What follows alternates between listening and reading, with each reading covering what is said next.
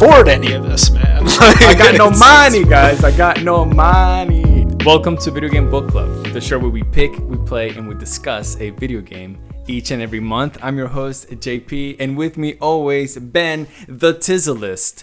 Toops. Ben, sometimes you have an itch. You have an itch? Like, sometimes you have an itch. You should tell your doctor about this, not me. Like what? Sometimes you have a gaming itch, Ben. Let me put it like that. Sometimes you have a gaming itch. You know, you're like, oh, I haven't played a Pokemon game in a while. I kind of want to do that. Oh, I haven't played a roguelike in a while. I kind of want to get into those roguelike deck building games. Sometimes, Ben, you want to play an open world AAA RPG. I seldom want to, but sometimes all you want to do is you want to hide in the tall grass.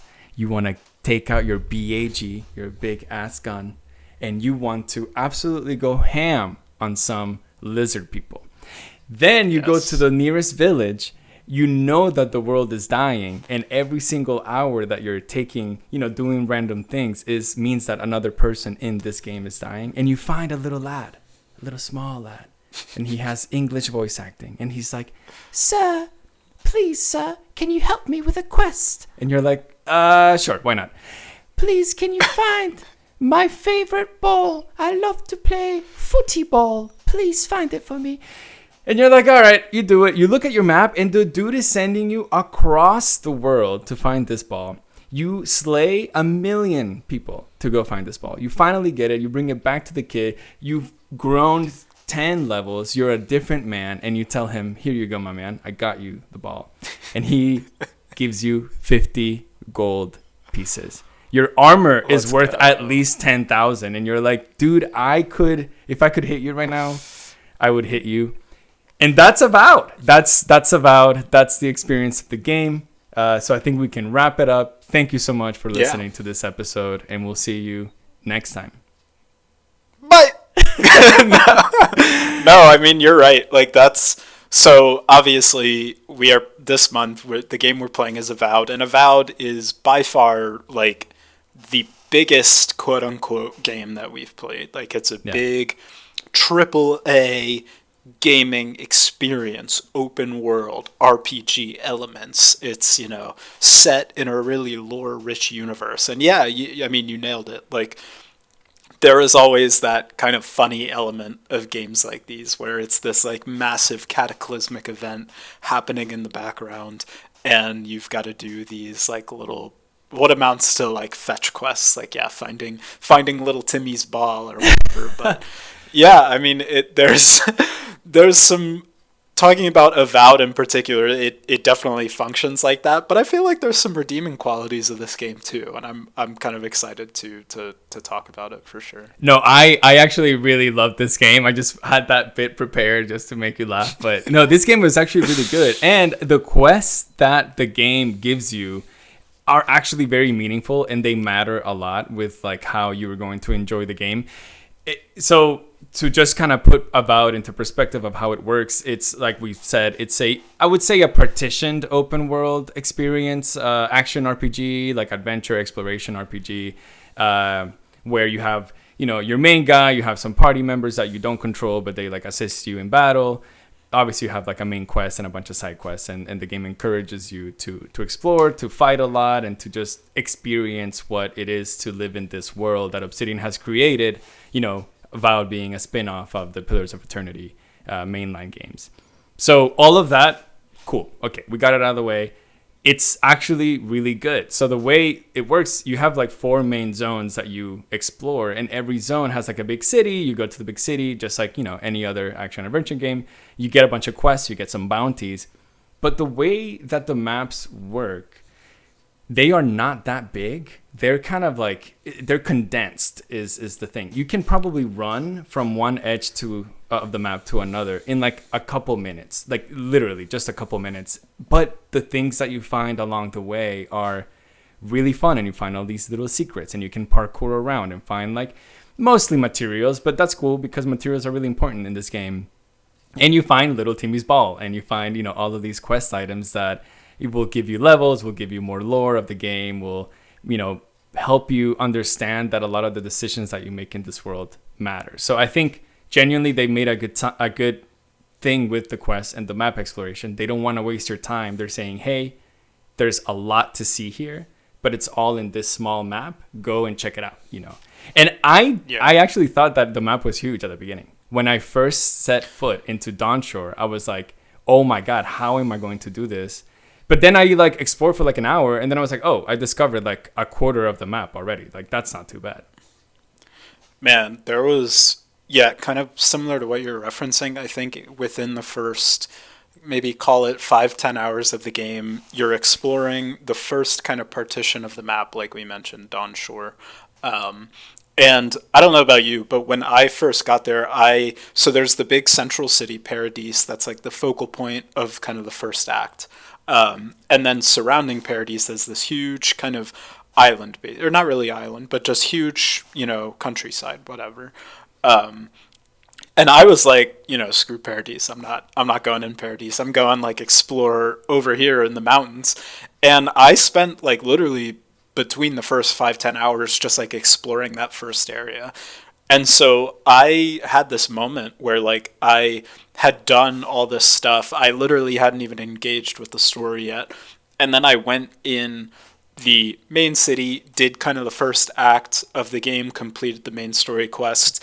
And I was like, man, like this is, a big game. Like I've already done a lot of stuff. And then you progress through the first act, and it shows you the full map of the world for the first time. And you see that what you've explored is a little tiny corner of that map.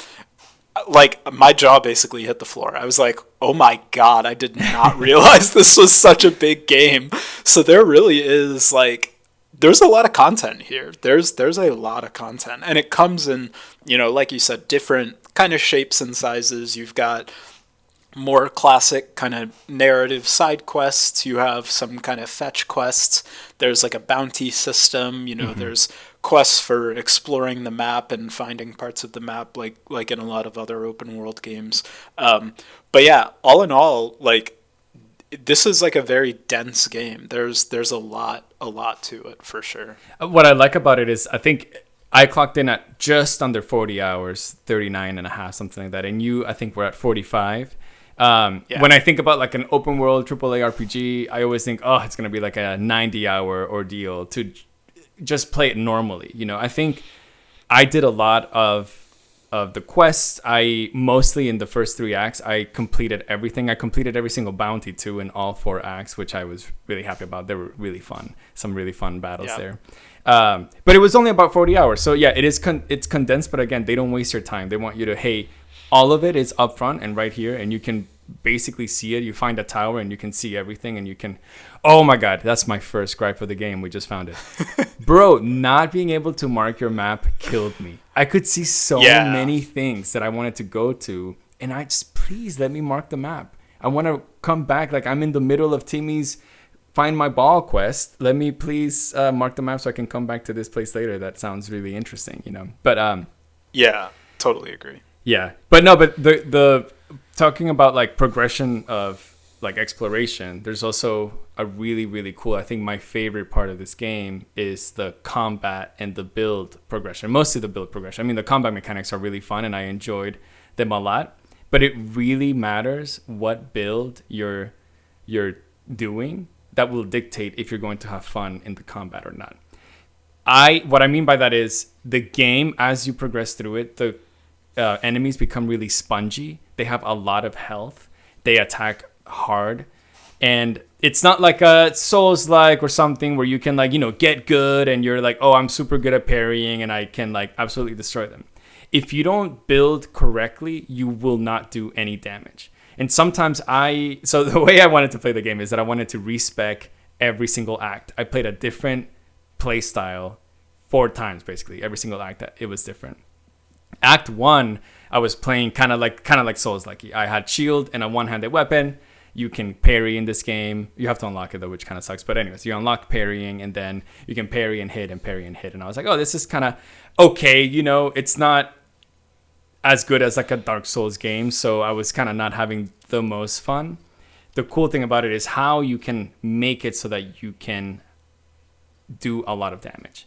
By Act 3 and Act 4, I think I had my two best builds then, because I understood like what they wanted from you. Dude, I was critting for like 2,000 damage. I was comboing in Act 4 for like 4,000, 5,000 damage with like my weapons. And I could literally go from a full health, like, you know, boss or bounty boss to 0 in 2 combos. I would destroy them. And that felt so good. And I think if you look at the skill tree, it's not huge. We've seen games in the past that have gigantic, overwhelming skill trees. But this game, it's simple. It tells you, hey, you have 3 main trees, which is your warrior or fighter, your ranger, and your wizard. But you can combine them however you want to fit the style that you want to play. And then respecking, you can respec at any moment. Literally, you can respec in the middle of combat if you want. You can just pause the game and then spend a little bit of gold, take, 10 minutes to respec, and then you're back in the game and you're fighting and you're like a completely different person. Obviously, it would be silly if you did that, but you can. Like they encourage that a lot, and I really appreciated that. Yeah, for sure. Like you mentioned, you were kind of doing the respecking every act, which was really interesting. I feel like I kind of settled into a playstyle pretty early. Well, I started the game wanting to play with the arquebus, the big like two-handed firearm, which I thought was really cool, just kind of in general, that you're in this very fantasy setting, this like, wizards, elves, orcs, all this stuff. But you have like firearms. There's like, gunpowder based firearms basically, which I just thought was really cool. Like I feel like there's not a lot of IPs that fit in that niche specifically. Yeah. I'm sure there are that I'm just not thinking of, but, so I wanted to try that, but I kind of I feel like that mode of combat was a little slow for me. And around that time, I found a unique wand. So the game has, pretty normal weapons that are scattered throughout the world, but then there's unique weapons that have some sort of ingrained property that, deal a little extra damage when you do this certain thing, or, have resistance to this when you do this certain thing. So I found a unique wand, and I looked at the wizard tree and saw just like so many different options for spells to be able to cast. And I was like, okay, I mean, this seems really cool. I want to play the wizard. So I just totally respec'd into that, and I felt in general, like the combat felt pretty good to me. Like I think the wand can be a little spammy because you're just kind of spamming the same auto attack over and over. Yeah. But then you're mixing in kind of these different spells and, using spells to do different things utility-wise during combat. So the combat felt really good to me. I feel like in a lot of these similar games, these kind of, AAA action RPG, open world fantasy, whatever, the combat kind of feels a little samey. Like it, basically, you've got Skyrim and Oblivion that kind of started this kind of combat, and then everything has just felt like that since it. And this definitely does feel that way to an extent, but I feel like they built in, I don't know, it felt like there was like a certain weight to all of your actions. Like firing the arquebus felt satisfying. Swinging the two-handed sword felt satisfying. Like kind of dodging in the middle of combat felt good. So I feel like they took that sort of recipe for this type of combat and improved on it a little bit, and I appreciated that. You hit the nail on the head. It has weight. Every action that you do has weight, whether you're swinging a two-handed weapon or you're doing the wand and that feels like weightless. Every action has weight. You can feel it probably like subconsciously through your controller and into the screen. The cool thing about it, and why the game is kind of silly and fun in some sense, is because the enemies sometimes, they don't have weight once you kill them, if that makes sense. So you can do a lot of ragdolling on like the final hit, or like you finish a combo and then they go woo, they go flying out, and that kind of it reminds you that you're just playing a game. Like it's fun and you're serious, and oh my god, I'm fighting this ogre that maybe I didn't want to fight, and he's gigantic, and if he hits me I will die for sure. But then you kill him, and the ogre, who probably weighs 500 pounds, just absolutely goes flying and like crashes on the side of the map, of the ground. I mean, which is which is hilarious. But another thing that the game does really well and that it teaches you really early on is that decisions actually matter in this game. So, of course, in every game that you play, RPGs especially, the developers want you to have some say into the actions of the character that you're portraying. Because if not, then you're not really role-playing as whoever you're playing as. But what ends up happening a lot is that regardless of what you say, the NPC will just respond with whatever automated response that we're going to have anyways. You can say yes or you can say no, and then they'll have like a generic answer back. But in this game, the decisions that you make do have a consequence. And that happens immediately when you start the game. In the tutorial part of the game, you meet a character that is behind bars. And she pleads you, her name is Laura, and she's like, please set me free, And I said no. I said, just no, I won't do it. Because I don't know, maybe I was being mean that day or something, but I was like, no, I'm not going to do it. And then anyways, I progress through a tutorial. I get to the final, like the fight of the tutorial. And then she had escaped from the prison cell. She's extremely and justifiably so mad at you. And she wants to fight you. Yeah. And so she joins the bad guy and she fights you. And so now I'm doing like a 2v1 battle. And I'm like, oh my God, I don't want to kill her. This is terrible. But then I end up doing it. And so the game is like, hey, that decision had a consequence. If you save her and you free her, then she joins you. And that's also a consequence. You're going to be asked a lot of questions that may or may not have right answers. And you're going to have to make a decision. And depending on what you say, things will happen. And I thought, whatever, that was one decision. Maybe it'll be meaningless like going forward. But they really are meaningful. Some decisions that you make at the beginning of the game, or some even side quests that you do at the beginning of the game, you find out that they impacted your gameplay, the story, or something way like 20 hours later in the game, which I found compelling. Like I was like, okay, I actually want to role play into this person that I am. Yeah, just that thing you just mentioned, the part in the literally very beginning of the game tutorial, there's a prisoner and you decide whether to free them or not. You just said you didn't free the prisoner because you're a terrible person, obviously. I freed the prisoner because I am a good person. He is I help goodest people. Boy. But I freed the prisoner, and so instead of like fighting against me, she helped me fight kind of the final boss of the area. And then towards the end of like the first, act of the game, I was doing a totally different side quest where I was trying to help these two particular people, like smuggle them out of the city they're in, basically. And they needed help, but they were being extorted. So they asked me to go talk to, the person smuggling them out and try to, strike a deal, basically. And so I went to talk to the person, and Laura, the person that that I saved, was with her. And was like, oh, I know this guy, he helped me. Yeah, like, help those people, get them out. Don't charge them extra, whatever. So, yeah, I mean, like you said, it kind of shows you early that these choices you're making do make a difference for sure. Even in that kind of first tutorial area. They were super hostile to me because they knew I killed her. So they saw me and they were like, bro, let's get this guy. And I was like, all right, Duke's up, baby. Let's go. Let's fight. And then I ended up I helped the couple that were being extorted, but just by killing everyone, and not reporting them to the Empire. So, we both kind of got the same ending for that particular side quest, but obviously in different ways, which again, most side quests ask you to make a decision. Usually it's, can you resolve this peacefully inside, either with like, quote unquote the good guys or quote unquote the bad guys, or just attack them and see what happens. And I more likely than not, you chose the later option. I always chose attack. It's like, let's fight. I want that piece of armor. Maybe I'll get a little unique item. I always did that. I have a couple gripes for this game that I wrote down. So let me share those with you.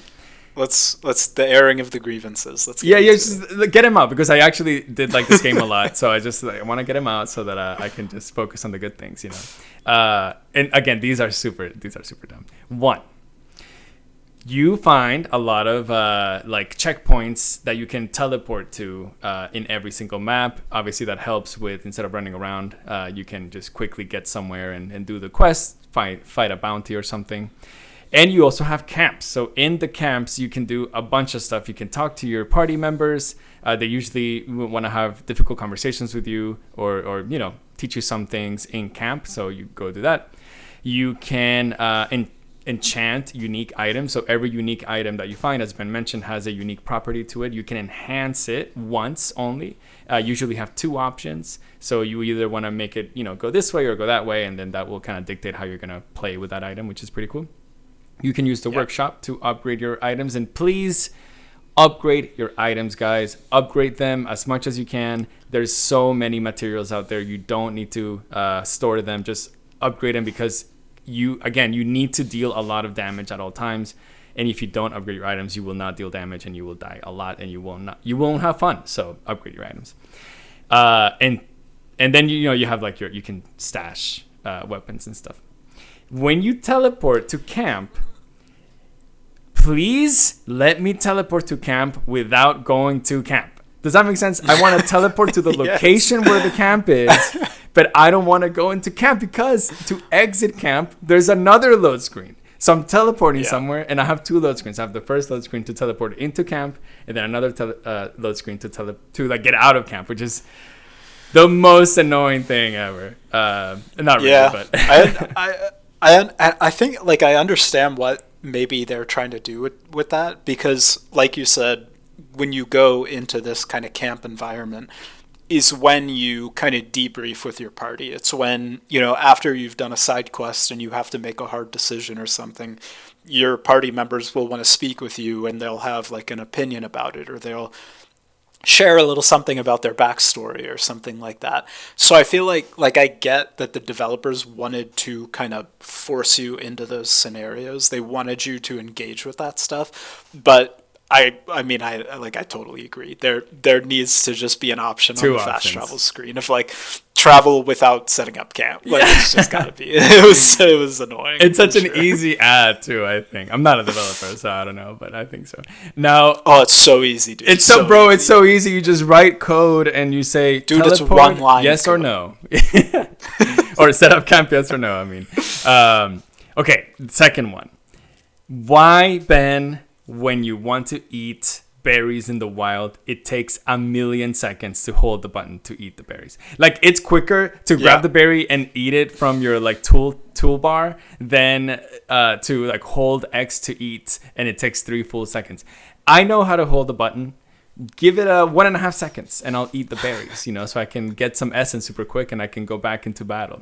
Again, that one's really dumb, but it was every time I wanted to eat some fruit in the wild, I was like, my God, it takes so long to eat. Also, you can hold down X to take all the loot in a chest, but it's the same thing. You have to hold it forever, but it's so much easier. Just tap X, 5 times and you grab all the loot. Kind of dumb. But again, it's so funny though, because you're right in that the holding the time to hold the button is literally like half a second too long. Yeah, like it's just long enough to make it really annoying. Like you said, like that's such a funny gripe though. Listen, I'm in here with my pettiness. There's another one. Go. When you do want to grab berries and fruit and whatever and grenades and stuff in the wild, let me auto pick up stuff. Nier has completely spoiled me. If there was one thing that Nier was good about, besides a crazy story, is it let you pick up items just by walking on top of them. I want to do the same thing, especially for stuff in the wild. All the materials pickups, or God, you kill 100 Zarips and they all have like random items to pick up, and none of them are particularly good. I just want to walk on top of all of them, pick them up super quick. Love it. Then this one is a big one. Oh, Ben. This is gripe number 4. We're on 4? Okay, 4. Yeah, I wrote 5. I see my little oh God. Okay. The jump button and the evade button being the same is actually insane. It's actually insane. That's a fair gripe. That is crazy to me. Crazy. Often I was trying to dodge and I jumped up instead and I got absolutely clobbered by a big bad guy. And all I wanted to do was dodge. And I listen, Benny, I timed the dodge perfectly. Okay, I know my skills. I dodged it perfectly, but instead I jumped up and I died. So that one's good. Okay, one more, Ben. One more. Last gripe. Bounties. I'm cutting you off. Yeah, cut me off. Bounties. They need to be worth more money. 500 gold pieces for your first bounty is actually crazy work. When like an item in the first act, like a good item, costs at least 5,000. There's only 6 bounties. There's not 10. So I have to do all 6 bounties plus other stuff to buy one item. Crazy work. Give me a bounty that is worth 3,000 gold from the beginning. Give me a little bit of that. That is just, there's not enough balance. You go to the last act and some of the coolest weapons that you can buy are like 85,000 gold. And I go there and I'm like, I only have 75,000 gold. Like I don't even have enough in the last act to buy one legendary weapon. Like don't make me grind for gold, you know? Yeah.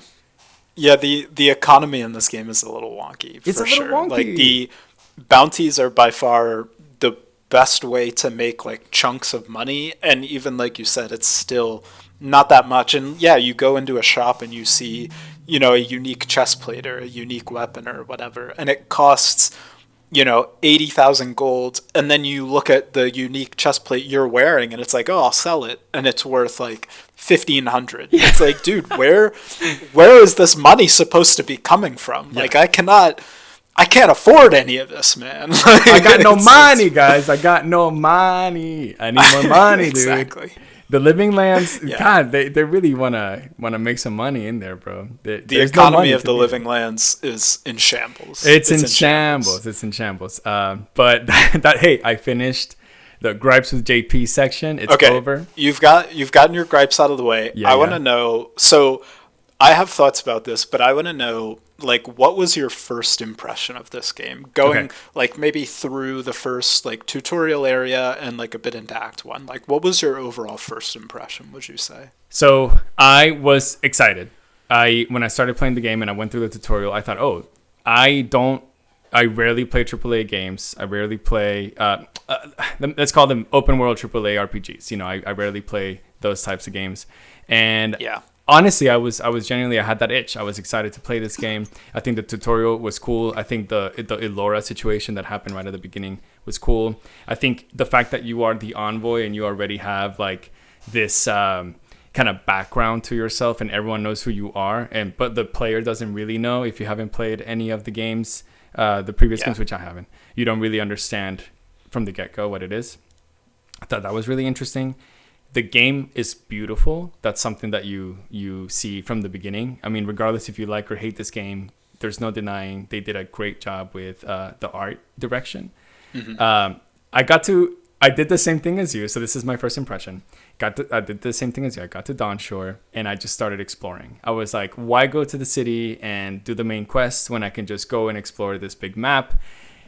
And then I got bored. Not gonna lie, I did like 5 hours of it, and I was just fighting Zarips after Zarips. Again, I think my build in the first act wasn't my favorite, so I was playing a watered down version of a Souls game. And in my head, I was like, why am I not just playing a Souls game instead? Because of the way that I was building.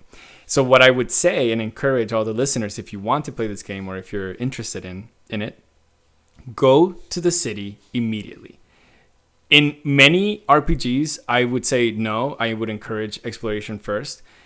Every time you go to a new act, going to the city immediately and understanding what your quest is in that map is important because you unlock a lot of points of interest. You unlock all the side quests points of interest, all the bounties points of interest, and your map gets filled with all of these different points that you're like, oh, I can make a little route and just explore the whole map and do everything.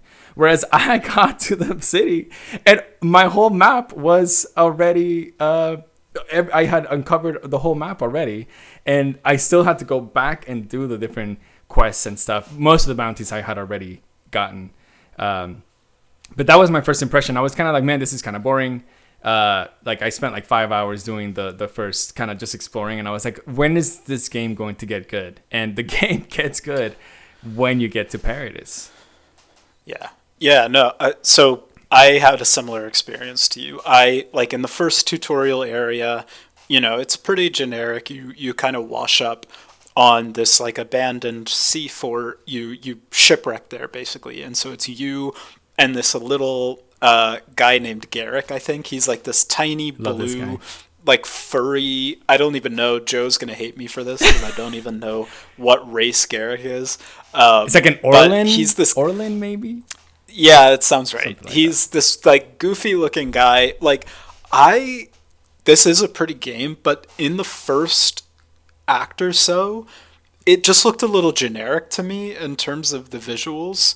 And so that wasn't blowing me away. I thought like the combat felt okay, but my first impression, and you get into it and it starts to reveal the story a little bit to you in this kind of tutorial area where you're going to the living lands and some sort of spiritual plague has emerged. People are being taken over by the dream scourge, and everyone's turning into these like mindless zombies, dream thralls. And I was just like, I mean, okay, like that just sounds a little generic, like. And I was going into this with the expectation of this being, obviously a big AAA game. AAA gaming right now is like, I'd say maybe not in the best place. So I think I might have been a little biased going into it. I was like, okay, my first impression of the game was like, yeah, okay, like it's not wowing me so far. Like it's okay, but it's not wowing me. But no, I agree. I think once you get into Paradise, the story starts unraveling a bit more and it starts to draw you in. Like your character is getting reached out to spiritually by this like otherworldly being, and you don't know who it is at first. We should note, so your character is what's referred to as a godlike. So you are basically a special person. At birth, you are like touched by one of the gods. There's many gods in this Pillars of Eternity universe, and they're all pretty well known. It's funny, like the gods are like very physically real in this universe. Like there's no doubting their existence. It's like, oh yeah, last week one of the gods like inhabited a body and like raised an entire continent. Like they're very real, and so it's kind of funny like that. But you start getting reached out to by this otherworldly entity, and you're a godlike because you're like marked in such a way that it's very obvious. But nobody knows who your god is. So you're getting reached out to by this voice. You don't know who they are.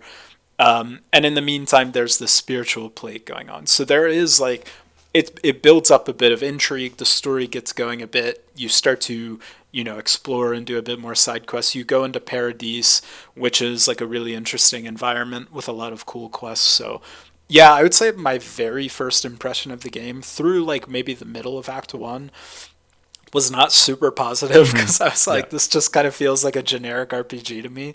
But it started picking up after that for sure, in my opinion. It definitely did, and I'm really glad that, with Video Game Book Club, we have to complete these games and finish them. And I think I wouldn't have, I think, if I had just bought this game or tried it on Xbox Game Pass, I would have done the same thing, play a few hours of it and be like, this game is just like any other game, whatever. Like it's not that good. But then you really have to power through and understand like what the game is trying to not teach you, but how they want you to play. And if you kind of dive into it and you enjoy it, and you let it kind of guide you blindly, man, you'll have a great time. You'll have a really good time. But yeah, let's get into the story. So here at Video Game Book Club, we cover full stories of games, whether you want to play them or you don't. You're gonna know everything that happens in this game. So maybe not everything. Hey, we only have we've already yapped for 30 minutes. We're gonna do a quick roundup right here. But just as we've said many times, you're the envoy, the ambassador of the Adirian Empire has sent you to the Living Lands to understand what this Dream Scourge is, which is a plague that is taking over the Living Lands. The Living Lands is a island in the world of the Pillars of Eternity universe, and this island, it's kind of full of like misfits and bandits and stuff. And if you don't have a place in the like world, you go to the Living Lands to try to try to do some stuff. So the people of the Living Lands, at least the ones that inhabit it now, aren't like stellar citizens. A lot of them are like running away from something, or they're hiding from something, or they just are trying to take advantage of people. So that's kind of the people that you encounter. But the Empire, the Adirians, have gotten to Paradise, in the city, like the main city of the Living Lands, I would say, and they sent this ambassador guy, Hilgard, who is acting as like I don't want to say the leader of the Living Lands, but at least the leader of Paradise, and he's trying to make the Living Lands like a part of the Adirian Empire. So he's putting rules and laws in there that obviously the people that inhabited that city before are not super thrilled about. Yeah, so there's kind of like three main kind of what you would say political entities in this game. There's the Adirian Empire, this big empire that's, probably has lots of lore outside of this game. There's the Living Lands, which is what, where you inhabit. It's kind of like a collection of city-states, basically, but they're independent from the Adirian Empire. And from but the Adirian Empire, and from each other, yeah. But the Adirian Empire is now trying to essentially colonize the Living Lands. Yes. So you've got those two, but then you've also got a group of people called the Steel Garrote, who are essentially religious zealots. They're like followers of a particular god, a god of like order and vows and keeping your vows. So they're like, they're very strict, they're very intense.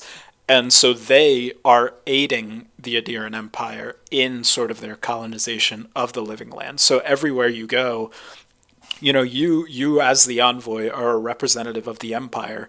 And because of that, people associate you with the Steel Garrote as well. And the Garrote is like very unpopular within the Living Lands.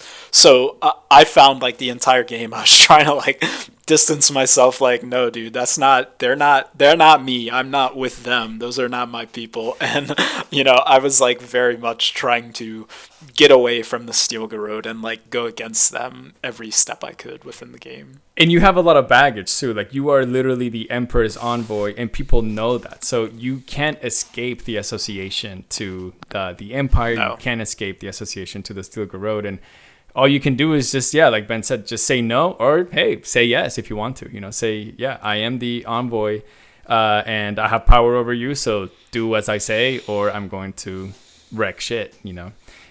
So right. it's really interesting that you can do that. And again, I want to separate the Steel Garrote with Ambassador Hilgard, because the ambassador is trying to colonize in a different way that maybe the Steel Garrote is trying to do. They're just doing it by force. Obviously, they're just a group of militants. They're super strong, have all the armor and weapons that they need to do whatever they want. So they are just kind of crazy, and they're led by Ludwin. And Ludwin is a really interesting character. You don't know a lot about her. You just know that she is literally kind of like the human representation of Vodica in this earth. She does everything that Vodica tells her to do, and she kind of like acts on behalf of her. She is a gigantic lady that has like fire eyes. That's all you can see at the beginning. And you and her were lovers in the past. The envoy and Ludwin apparently had this romantic relationship in the past, and so you have a little bit of a soft spot for her, and a lot of your conversation prompts that you can have with her. If you want to be silly, you can be like, "Hey, I still love you," and then which I did a couple times, and it was really funny. You also happen to know through like dialogue that Ludwin died at some point. Like they died. But now they're here in front of you, so it's a little like what? There's something weird happening. Something in the weird that is you happening. Don't like fully understand. Yeah, there's some lore behind. There's this thing called the Wheel that you learn about, and basically in the world of Pillars of Eternity, you die, and then like your soul, I guess, goes into this ethereal plane, and then you travel to the Wheel, and the Wheel like resurrects you, and then you have like a different life in the future. So throughout the game, there's one of your team members, Yasli, she like encounters like a different version of herself from the past, and that's kind of like a reference of how that works in this world. And so maybe you put two and two together that maybe she was reborn somehow. We don't really know. But at the beginning of the game, as we were talking about, you're there. The ambassador actually was on an expedition. He's also trying to figure out the dream scourge. You save him from this dream thrall bear. He has been infected. Curiously enough, he has fungus all over him. But when you look at yourself, when you had your character creation, you can put fungus on yourself. So you're thinking, okay, that guy, that bear, looks a little bit like me. That's kind of interesting. You save the ambassador from this bear, and this voice talks to you and tells you, hey, touch this Adra. And Adra is basically these crystals that are all over the living land that hold all the essence or like the magical powers of the living lands. And you, for some reason, have a strong connection to this Adra. The voice talks to you, and then you keep going. So what happens when you go to Paradis, Ben? As soon as you walk in, yeah, as soon as you walk in, so you've gone on this sort of quest to find the ambassador and the claviger, it's called, of Paradis, sort of the governor of Paradis. You go and find them. The claviger's dead. You find the ambassador, and he's like, all right, let's go back to town. We'll meet up, and we'll kind of debrief. You walk into town, and you just immediately take like an arrow to the gut, and you die. Your character dies. R.I.P. R.I.P. Envoy. R.I.P. Yeah, and so you fall to the ground dead, and you wake up in basically a spirit world. You're in a spirit world. You're kind of being called towards this central Adra pillar, this source of essence and life in the living lands. And the same voice that you were talking to previously kind of comes to you and says like, hey, I'm not done with you, basically. Like you have a purpose. I'm going to send you back. I'm going to send you back to the world. So it seems like maybe this voice that's talking to you might be some sort of godlike entity. But they send you back. You wake up back in the world. You kind of wake up out of nowhere. You're in like the medic's office or whatever. And everyone's like, oh my God, Envoy. You're like, whoa, you're alive. You were just dead a second ago. That's crazy. And yeah, so now obviously the quest becomes like, who killed me? Like, who killed me? I just got here. Who killed me? And, it's obvious there's a lot of like interested parties, right? You are an ambassador of the Empire. You were sent here to colonize, basically. And there's a lot of Paradisans and people of the living lands that do not want that. So there's, groups of rebels that are actively kind of going against you. And at this point, you have to sort of recruit people to help you find the rebels and sort of track down who did this. So you've already recruited Kai. Kai is kind of one of the central members of your party. Right when you get to Dawn Shore, your BFF. He joins the party. He's your BFF. He's this big Rawatayan, I think it's called. Basically like a scaly sort of, I don't even know how you would describe it, but a big kind of scary, scaly, brutish looking guy. He's blue. But he's just good vibes. He is good. Kai is kind of, you get the vibe that he's just kind of a misfit. He's kind of here as like a mercenary basically, and he wants to join your party to just kind of help you out. So he's in your party. You recruit another guy named Marius. Marius is similarly kind of a misfit dwarf that's living in Paradis. And he is a very good tracker. So you recruit Marius to join your party and help you find these rebels. So, you go through lots of different steps. You're kind of tracking down leads throughout the city, and eventually you find the group of rebels that were responsible for killing you holed up kind of in a church below the city, in like a sewer system basically. And you confront your killer. Your killer is kind of there. He's like, yep, it was me. He's really freaked out because he knows he killed you. Like, he watched you die, and now you're standing in front of him, so he's a little freaked out. And this is kind of one of those moments where you have to decide how you're going to act. You have to decide what you're going to do in this moment. And, are you going to spare your killer? You kind of have the choice. Are you going to spare them? Are you going to turn them into the authorities, or are you just going to kill them here and now? So how did you handle that?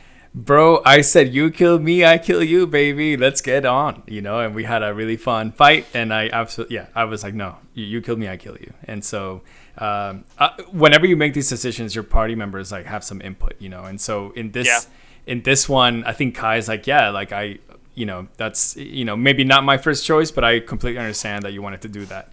Marius was super on board. He was like, let's get it on, baby. So yeah, that's what I did.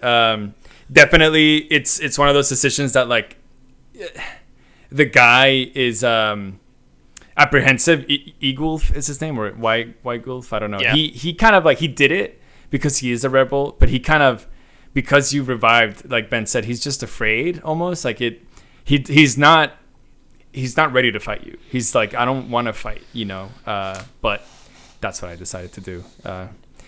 Which had a big I spared him, consequence. obviously. You did? Okay. Because again, I'm a good person. Oh no, my but God. I thought like his reasoning was valid. He was like, you're here trying to take over my land, like we are rebels, but like now that you have revived basically and you're standing here in front of me, I can see, the error of my ways, and also that clearly something larger than us is happening here that maybe you're meant for. So like, I submit to you, I apologize, I will like, do whatever you decide basically. And I was like, okay, number one, I don't like, more violence doesn't solve the problem. Like, you give vengeance, sure, but what does it accomplish at the end of the day? Yeah. And then, or two, you can turn them into the Steel Garrote. So I was brother, I hate the Steel Garrote. Yeah. I'm not doing that. So I was like, number three, okay, like, I guess, I'm going to spare you. Marius was very unhappy about that. He was letting me have it. But I was like, I mean, listen, what do you do? But yeah, like you said, this, so you got negative consequences from that. Yes. I got positive consequences from it. So once you finish up in the area, once you go through with that encounter, you meet with the ambassador again. Ludwin, the leader of the Steel Garrote, shows up, and she is really pissed at both of you, at Heelguard for just like not doing what she wants to do, and at you for letting the rebel live. So she's like, screw both of you. I'm going out to the rest of the living lands. I'm going follow up on leads. I'm going to get to the bottom of this, and like, I'm going to do it my way. So you're like, okay, well, I got to go get there before her, basically. So you kind of set out to the next area to do that. And along the way, you encounter some more of these rebels. And they met with me, and they're like, hey, we don't like you, but you spared our guy, and we respect that. So, you can go through. I'm sure that's not how it went for you. That's not how it went for me at all. So on my way, so all of the same thing happens. You go back, you talk to Ludwin, you talk to Heelguard. But on my way to get out of Dawnshore, you find Garrick, your little blue friend, hung and dead. With a note under him. Yeah, I know. With a note under him saying, kind of along the lines of an eye for an eye, watch out, watch your back, or something like that. Which was, damn, that hit me pretty hard. I think that was another kind of like, okay, this game is they're serious here. But I didn't change my ways. I gotta admit it. I was like, I don't really care. I'm still gonna fight. And so I had a little fight that I had to do. They kind of wanted to confront me one more time. And I had a fight in front of like the exit to go to Emerald's there. But I wanted to there's another thing that you can do super quickly. You go find Marius, and he helps you with like figuring out who killed you. But you can also go get some answers from the Watcher. And I don't know if you did that, but the Watcher is like basically a medium of some sorts, and they can like speak to souls. And obviously you have a voice in your head this whole time that you just encountered, and so you kind of want to figure out, all right, am I crazy, or like, is this happening? And she tells you like your soul is actually healthy, strong, and intact, but she's afraid of the voice inside of your head. She's kind of like, there's something wrong, but not with you. And that's kind of like, all right, there's something in there, something is going on, but at least I'm okay. I don't have the dream scourge, I'm healthy, there's just something going on. So that's just a little aside that you can do. There's a couple of cool quests in the first act. One of them is that fugitive couple that we just talked about. We both help them escape, which is really cool. In the third act, we find them and they give you some items, which is nice. There's also this another zealot, but instead of for Boudica, he's a zealot for Eothas. Eothas, I think, or one of the different gods. I think Eothas, it is Eothas. Yeah, a different god, and that whole dungeon is pretty fun. I ended up killing him and fighting him, but I did turn on the machine, which had a consequence at the end of the game, which is really interesting. I talked to the Adra voice talked to me about it, and she's kind of like, yes, like turn on the machine, we'll have a use for it later. And it's like, oh, okay. But I ended up killing him, so that was a pretty good one. Also, you find this Zarib. The Zaribs are like the lizard folk that are like, man, a little aside here. I kind of feel bad for Zarib sometimes. Like, they're the main kind of like mobs, in the game. But like, I hate how they named them. Like, you go to a camp and it says like the Zarib priest and the Zarib scavenger and the Zarib like really nice guy, and you're like, what? I'm absolutely murdering these people, but they're not kith, they're not like the 6 civilized entities or species. I mean, so they're not like civilized, quote unquote. But in my head, they are, bro. They're just like having fun, like being themselves and living in like they're literally the indigenous like kind of species of the living land, and it's kind of sad that you're just absolutely murdering them. There's some interesting moments like that where you had your long list of 99 gripes. This is a gripe of mine. There's occasionally there's like a few moments in the game where the game kind of alludes to the fact that there's like a peaceful way to do this and there's a not peaceful way to do this. Yeah. But it makes the not peaceful option really like difficult to engage with. Like, for example, and this is jumping forward. Well, peaceful resolutions are difficult. Compromises are difficult. No, that's true. But they're like skipping forward a little bit. When you get to Act 2, when you get to Emerald Stair, you go to the main city and you meet a animancer there named Giada, and Giada is basically researching the flow of essence, this magical property within the living lands, and how it relates to the Adra pillars, and she thinks that's in some way related to your condition, basically the dream scourge, the voice in your head. So you're kind of trying to help Giada out, and in doing that she gives you a few tasks to do, and one of them is to go interface with this group of basically, I don't know if you would call them like not nymphs really, but like these kind of woody folks. They're kind of like living trees. They're called Demelgam. And she basically says, hey, the Demelgan queen is living over here, and she has a really powerful Adra artifact that we need to like power some machinery to get some answers. And she's like, now listen, the Demelgan are usually pretty not friendly, but I think you can like, maybe just go talk to her and it might go okay. So I'm like, okay, cool. And so I just like walk up into the Demelgan territory and they just immediately attack me. So I'm like, okay, it's hands time. You're gonna get these hands, my friend. So I'm whipping my wand around, casting spells, killing all these Demelgans, feeling bad about it. And then you get to the queen and she talks to you for a bit, and you get like through this whole very diplomatic conversation, but then she's like, but oh, wait a second, I can sense that you murdered all of my kin, so now it's time to fight, and I'm gonna fight you. And I was like, bro, I didn't have a choice! You attacked me! I didn't have a choice, man! Guess what, Benny? I resolved that peacefully, baby. That was how peaceful. I have no idea. I talked to her, and how did you, of all people, you resolved this peacefully? I didn't fight her. She just gave me the stuff. She was like, "Yeah, bro, I like you a lot. Maybe the decisions that I made were the correct ones, Benny, and the decisions that you made just were not." No, yeah, actually, that was my only, I think, like big main quest, like peaceful resolution. Everything else, I was like, "Yeah, let's fight," but I didn't want to fight. I remember specifically too, I was playing this on my Steam Deck on an airplane, and playing this game on Steam Deck, it's a little bit tough. It's a little bit rough. It's a 25 FPS average. With a burning Steam Deck, it's absolutely on fire. It gives you like 50 minutes of battery life, but I had to. There's no way I could have finished this game if I didn't play it on the Steam Deck. So kind of just have to power through. But I got to that fight, and like we were about to land, and I was playing, and I was like, God, I hope this is quick, and then again, it was quick for me because we just had a little conversation. She gave me the Adra, and I was like, "Thank you, Queen. You're the best. See you later." And then we went on our merry way, and then we went to Naku Tadek. But in Act 2, again, hey, I just want to, every act I respect. So I just want to give you a little bit of taste of what was happening in my playthrough. I said, out of here with the sword and shield. Let's do a little bit of magic. So this was my magic act. I was doing dual wands for a while. I found this electric wand that was pretty cool.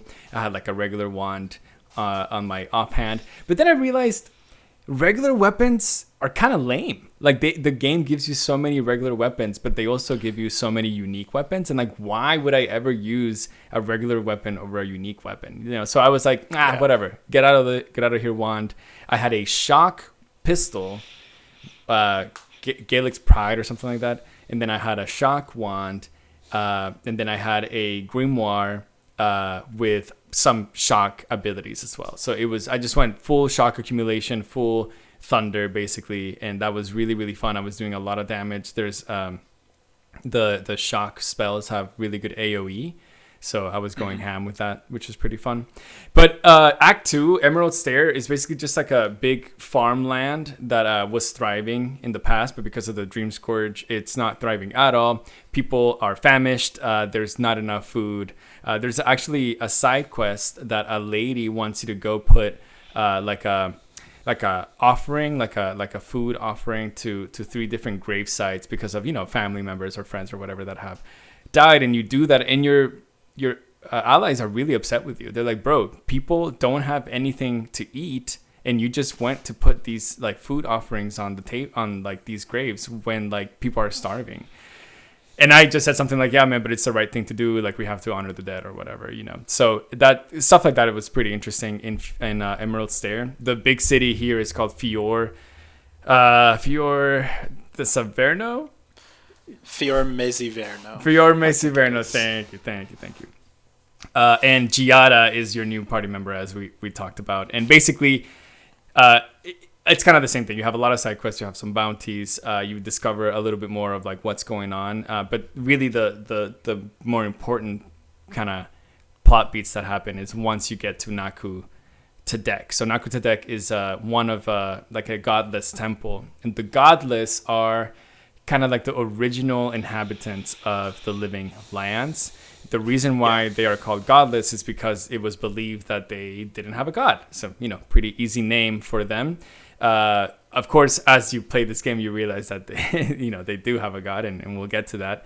But that's kind of what they were called. So they were like, quote unquote, the atheists maybe of this world. And in the Naku Tadek, you have your first conversation with a being that is inside of you. You want to tell us a little bit about that?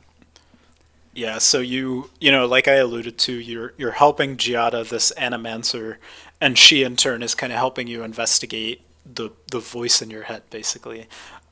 So you do all these things, and you go, like JP said, to the godless temple, and you interact with the giant kind of Adra pillar there. And in doing that, you're transported now. Previously when you're talking to this voice, it's kind of just like a weird kind of filter on the game, like black and white, and it kind of zooms in on you. But now you're like transported to a different place when you're talking to them. And there's this big like being in front of you, and it's like very crazy looking. It's kind of made out of like mountains and grass and trees, like coming out of it, like fungus in all different directions. And it's kind of talking to you, and it reveals itself as Sapadal, who is a god, or claims to be a god, maybe, is the better way to say it, because you're just like, you don't know. It might be a god, it might not, who knows. But it says, I'm Sapadal, I'm the god of the living lands. Mm-hmm. Like, I am the god of the godless people as well. So previously, we just didn't know of Sapadal's existence, so we thought the Akita, the godless people, had no god. But now we know Sapadal is here. There's a new god that, supposedly nobody knew about, and it is now in your head, basically. And Sapadal is kind of crying out to you and saying, I'm imprisoned. I've been imprisoned. They don't tell you why. They don't tell you for what reason, but they say, I'm imprisoned in a place called the Garden. You need to free me, and if you free me, I will help you. I will help you end the Dream Scourge. So your, primary reason for being in the Living Lands is to end the Dream Scourge. So you're like, okay, like you can choose to kind of trust them. You can kind of keep them at arm's length. You can welcome them, whatever. But whatever you decide, it's clear you need to find this garden. You need to find where Sapadal is kind of being imprisoned. And upon leaving the temple, you realize that the city, Fior Mezzoverno, is under attack by the Steel Garrote. But this is kind of one of those situations where the choices you've previously made are going to impact how this happens. So throughout, your playtime in Act 2, you hear kind of whispers that the Steel Garrote is camped out somewhere nearby, but you don't know where. But it's clear they're here. And if you kind of gather enough information or you do the right side quests, you learn that they have like a secret encampment beneath like a waterfall, because of course we're playing a video game, everything secret is behind a waterfall. And so you go there and you find this huge encampment of these Steel Garrote soldiers, and it's up to you kind of what you want to do about it. So if you leave them alone and don't do anything, then when you leave the temple, Fior Mezzoverno is totally destroyed. Yeah. But, and this is what I did, if you go in and you just wreck shop basically and you destroy all the Steel Garrote there, then their attack on the city totally fails and they get totally run out of town. All of them die. They're not successful basically. So this is kind of a really big moment, and it affects the rest of the game, because if they do destroy the city, all of the quests in the city that maybe you haven't done so far are totally lost access to you. So this is kind of a moment that does like have a pretty big effect on the game going forward. Yeah, thankfully for me, I had finished the quests up to this point. But yeah, no, I didn't do that. So for me, like I did the side quest with the Rangers, and then I found out like the person that was working or in cahoots with the Steel Garrote. But the Rangers tell you like, hey, bring her alive. Like don't like confront her. But I said, hell no, brother, I'm gonna go fight her. So I just killed her. And so she didn't tell me where to go to find the Steel Garrote. And so for me, I was like, oh, I finished the side quest, I got my XP, got my items or whatever, and I just went along. So as soon as I got out of Nakutadek, Fior Mezzoverno was completely in flames. There's a decision that you have to make. So you go and you talk to Quilici, who is kind of like, he's a leader there, but he's not the governor of Fior. The governor of Fior is this other guy who his mom was like afflicted with the Dream Scourge, and he's like keeping her trapped, and so he's kind of like in denial that all of this is happening. He's definitely like having some issues, and so he's poor guy. He's kind of like checked out a little bit, but he's not being a good governor. He's not really making decisions. So people look to Quilici for like answers, and Giada to some extent. Giada being super vocal about like, hey, you're doing this wrong. Like we should do this, we should do that. But they leave the decision to you. Where should they go? They don't have a city anymore. So you can send them to Paradis. But the thing is, they're animancers. And animancers, specifically in the Living Lands, what they're trying to do is they're trying to bring back the dead to use them as like workers, basically. Which, yeah, I mean, that's super... people don't like that.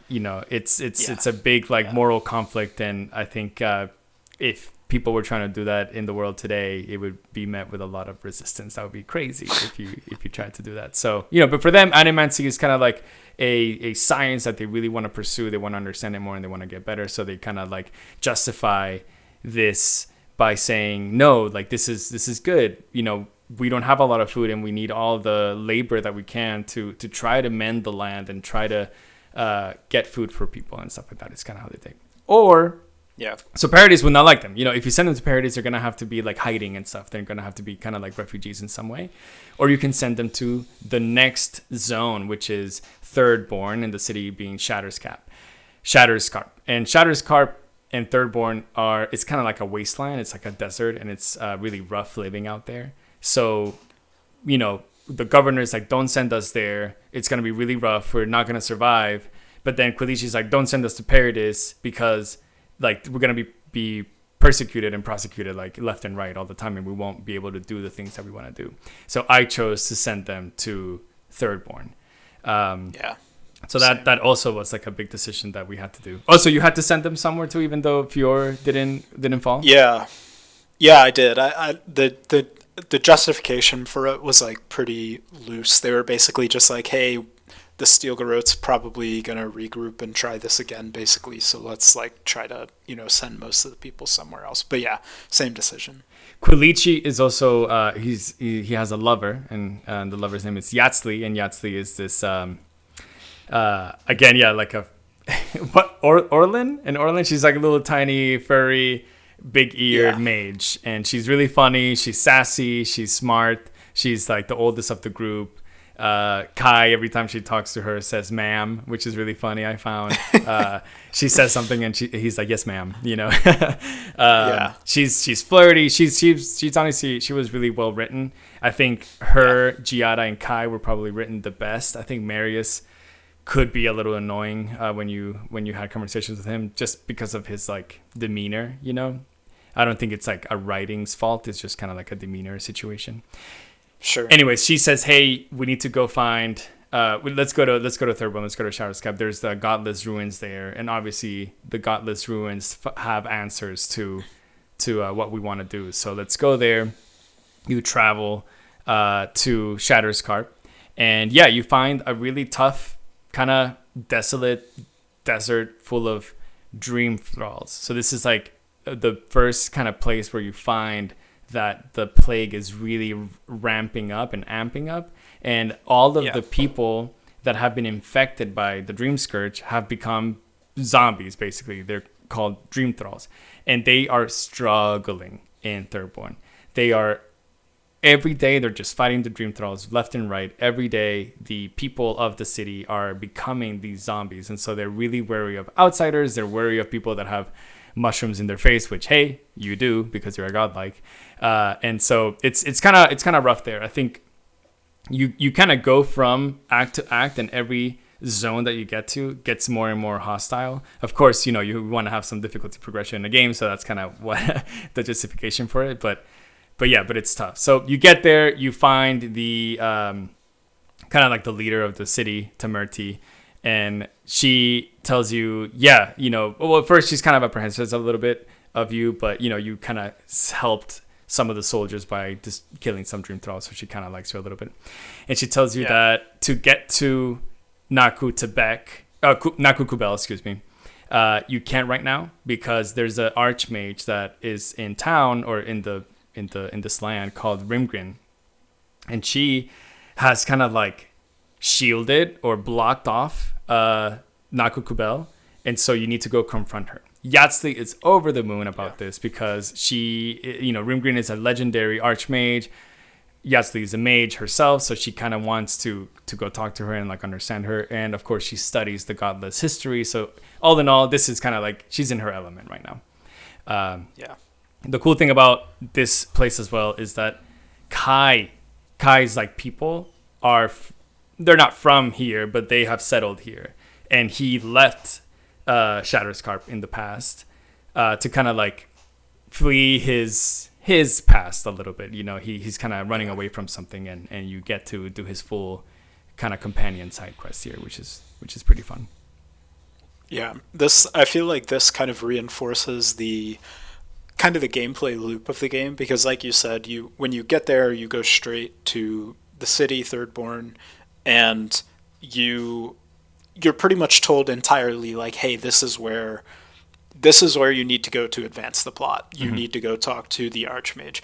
But there's kind of dialogue that lets you know like this is going to be really hard. So you need to like be prepared before you go do that. So the main objective is like right before you the whole time. But we haven't touched on it a ton, but the main way to like improve your damage in the game is by upgrading your weapons. So like every time you go to a new area of the game, the enemies are like one level higher basically. And if your weapon is not on the same kind of tier as the enemies, then it's pretty ineffective. Like, it doesn't do a lot of damage. You get like your stamina doesn't work as well. There's like a noise that kind of lets you know, hey, you're not doing anything right now, brother. Yeah. Like, so, but this is kind of how the gameplay loop I found myself in. You get to the new area, you go to the city, get all the side quests, get all the bounties, go out, do all of them, upgrade your weapon kind of to the highest tier available to you at the time, and then you go engage with the plot. Like, that's kind of how it kind of fell into for me. So, I very much did that. I went out into the desert, and I said at the beginning I wasn't like super impressed with the visuals of this game, but I think this is where that changed for me, because there are some genuinely very beautiful landscapes in this desert specifically. Like, it's very good looking It really in is. areas of this game. So that changed a lot for me. There's some interesting side quests in the region. There's one where, a kid, his uncle is dying, and the uncle says, hey, I need you to go to like my hideout and retrieve this artifact for me that's going to help me. You go to the hideout, and it's like a Home Alone situation. Like, it's just full of traps It's so and tough. bandits and all this stuff. So I enjoyed that one a lot. That was really good. That was a pretty cool one. And there's also like a little bit of an emotional payoff, because you find out that the artifact he wanted was to basically help him, off himself, basically, because he's sick, he's dying, and he wants to go out on his own terms. And you have to make a hard decision there, like, of what you're going to do. What did you do?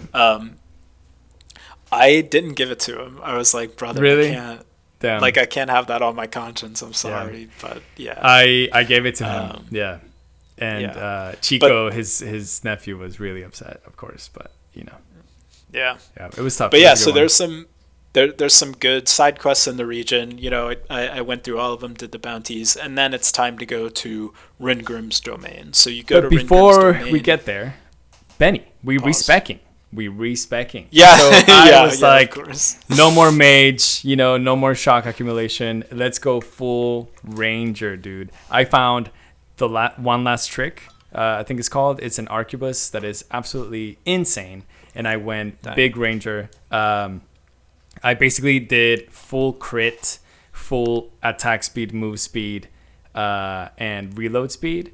And I was just bopping. I mean, it became an FPS for me with a semi-automatic weapon or rifle, I guess. But in this land with the gunpowder. So, anyways, I just wanted to say that was probably the most fun gameplay. Again, this one in the next act, I found some insane builds there. I mean, I was critting for so much damage that I definitely was not doing before. And even though we went a tier up in difficulty, I kind of matched it really well, and I was able to destroy camps really easily. And then I would just like, if I was getting cornered a little bit, I would just switch to a little sword and a little pistol, because I had a lot of dexterity. I could just do it super quick and then get back to it. So, anyways, that was good for me. No, I love it. Well, tell me how that went for you. So you're going into this Archmage's domain just with the arquebus, with the rifle going and guns blazing. So tell me how that went for you. Dude, that was it was good. The cool thing about the desert is that you see this contrast when you start approaching the Archmage's domain, because if you see JJK, you go into her big domain, and hers is like a frost domain. She kind of has made this ice kind of dungeon that she's hid herself in, because she's doing some research, or she has some excuse of what she's doing in there. And so to get to her, she's kind of toying with you a little bit, and she gives you a trial. And you have to do a trial of like strength, of course, which for me, no big deal. I was absolutely bopping around. Then you have to do a trial of like, you have to make a hard decision. You have this human that is in front of you, and he's like, please don't take this artifact. If you take this artifact, I will die. But you have to do it. And so you have to understand that this is just an illusion, and you're going to grab that artifact, and he will die. But the game makes it in a way where like he's screaming. He's like pleading, please don't do it. And you're listening to it, and you're like, oh my God, this is very serious,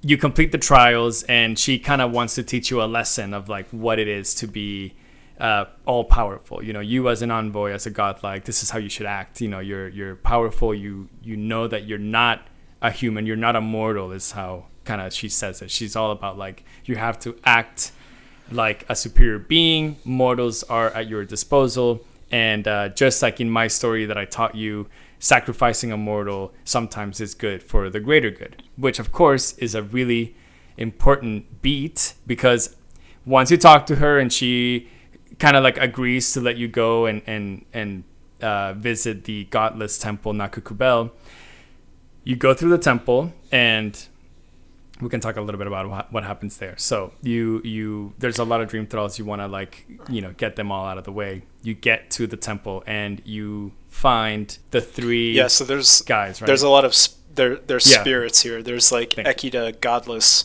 spirits, and they are godlikes of Sapadal from the past, like you, but they were they lived previously. And they are like, listen, we need to put you through some trials. You're going through more trials. Six trials. So, and so, but as you go, you're kind of talking to the spirits, and they're relaying to you, like you think you're there to talk to Sapadal and find where Sapadal is, and you think the spirits are going to help you, right? But as you go, they're kind of telling you, like, hey, Sapadal's, like, we're kind of scared of them because in our era, Sapadal caused a calamity, basically. Like, the seas rose, they killed many of us, the terrain was shattered, like, bad things were happening. And they're kind of scared of her. And as you go and you get kind of to the final stages, they're like, we can't let you go any further, like, because we think you're going to free them, and we can't have that. And so you end up like having to fight these people, and it's a tough fight. And as you go, you're also learning that these weird kind of mech-looking things, they're called Meg folk in the game. These mech things descended out of nowhere, supposedly, and killed all of the godless. So that's where the godless went. You learn this about them. These Meg folk descended out of nowhere. You don't know why, you don't know how, but they showed up and they killed all of the godless. So you get that as an answer of kind of where the godless went. But then you hear all of this from them, and you get kind of to the end of the temple, and you interact with the Adra again, and you talk to Sapadal, and you kind of have to confront them with this information about, like, hey, they're telling me all this stuff. You killed a lot of people. And Sapadal's kind of trying to plead with you and be like, basically, I was provoked. Like, I was provoked. I was lashing out. I was a new god thrust into this world. Like, I was very raw. My emotions, I didn't know how to control myself. So you kind of have to, you're like, throughout the whole game, you're having to form your opinion of this god, Sapadal. And this is kind of one of those moments where you have to kind of decide how you feel about them. Which was pretty interesting, I'd say. Yeah, definitely. And then every time you'd speak to Sapadal, and you have kind of like a prompt that says, do you want to still side with them or not? And you can always accept or refuse. And when you accept, you get a new godlike ability, which is pretty cool. But of course, my kind of character and the way I was playing, I was like, I'm with Sapadal all the way. Like, let's get it. Like, even I know that you've done bad things, but to me, you're my god. I'm your god. Like, I'm with you. Was kind of my demeanor. So you get it, but then it's interrupted, right? So you have this conversation with them, and they are like, hey, wait, like, something is going on outside. Like, we can't talk anymore. Go out there and check it out. And so you leave the temple, and then you find another one of those really important decisions that you have to make on how you're progressing this game. You find the Steel Garrote and Ludwin. You find Rimgrin, and they are debating on whether they're going to destroy the ruins, or basically Rimgrin says that she can stop or kill every single Dream Thrall by gathering the essence of the people in Thirdborn to kind of like dispel them and kill them all. But she doesn't know how much essence she needs, and so she tells you, like, a lot of people will definitely die. Like, people that are not infected by the Dream Scourge will die, but I will get rid of all the Dream Thralls. Ludwin is like, that's crazy. Let's just destroy the temple and make sure that no more dream thralls are born from this temple. So then they look at you and they're like, hey, what should we do? And so this is really interesting because this whole time you think Ludwin and the Steel Garrote are crazy and they're like bad, they're like the evil people. But to me, I felt that they had the more compelling argument of, let's just kind of like, sure, there's still going to be dream thralls out there and the virus will still kind of spread, but we're containing them. There's going to be a lot less of them. They're not going to like spawn anymore. And we have time, like, let's go to the garden and let's stop the dream scourge. Just kind of what they're saying. Brimgrin is like, hell no, we can't destroy this historical temple. Let's preserve it. And let me, again, with her story, like, one mortal isn't anything. Like, let's kill some mortals and let's end the dream thralls. And so you make a decision. And for me, of course, I went with the Steel Garrote. I said, hell yeah, destroy the temple.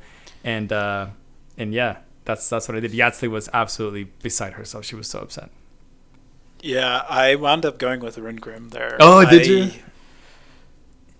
It was that's intense. This is a good example. An intense, decision that you made. I know, but it's a good example of the game gives you a lot of these decisions where there's no like clear right answer. There's no right answer because, like you said, if you go with the Garrote, yeah, you're going to destroy the temple that's kind of causing the dream thralls to like be in a frenzy, basically. But the dream thralls are still there. They're still going to continue spreading and multiplying, and they're still going to be around. Or you can go with Rundgrim. You can sever the connection to the Adra in Shatterscarp, and some people are going to die in the process, but the dream thrall's not going to spread anymore. So you can kind of end it in that region. And I was like, neither of these options sounds very good. No, but I also hate the Steel Garrote, so I'm gonna go with Rundgrim. Well, but I think I don't know if I really regret that decision. Really? But like when you kill a lot of going with Rundgrim kills a lot of innocent civilians. Yeah. And when you go back to like the city, people are really upset and people are dead. Like some people are missing. And it's hard. Like you get confronted with that decision that you made for sure. And I felt bad about it for sure.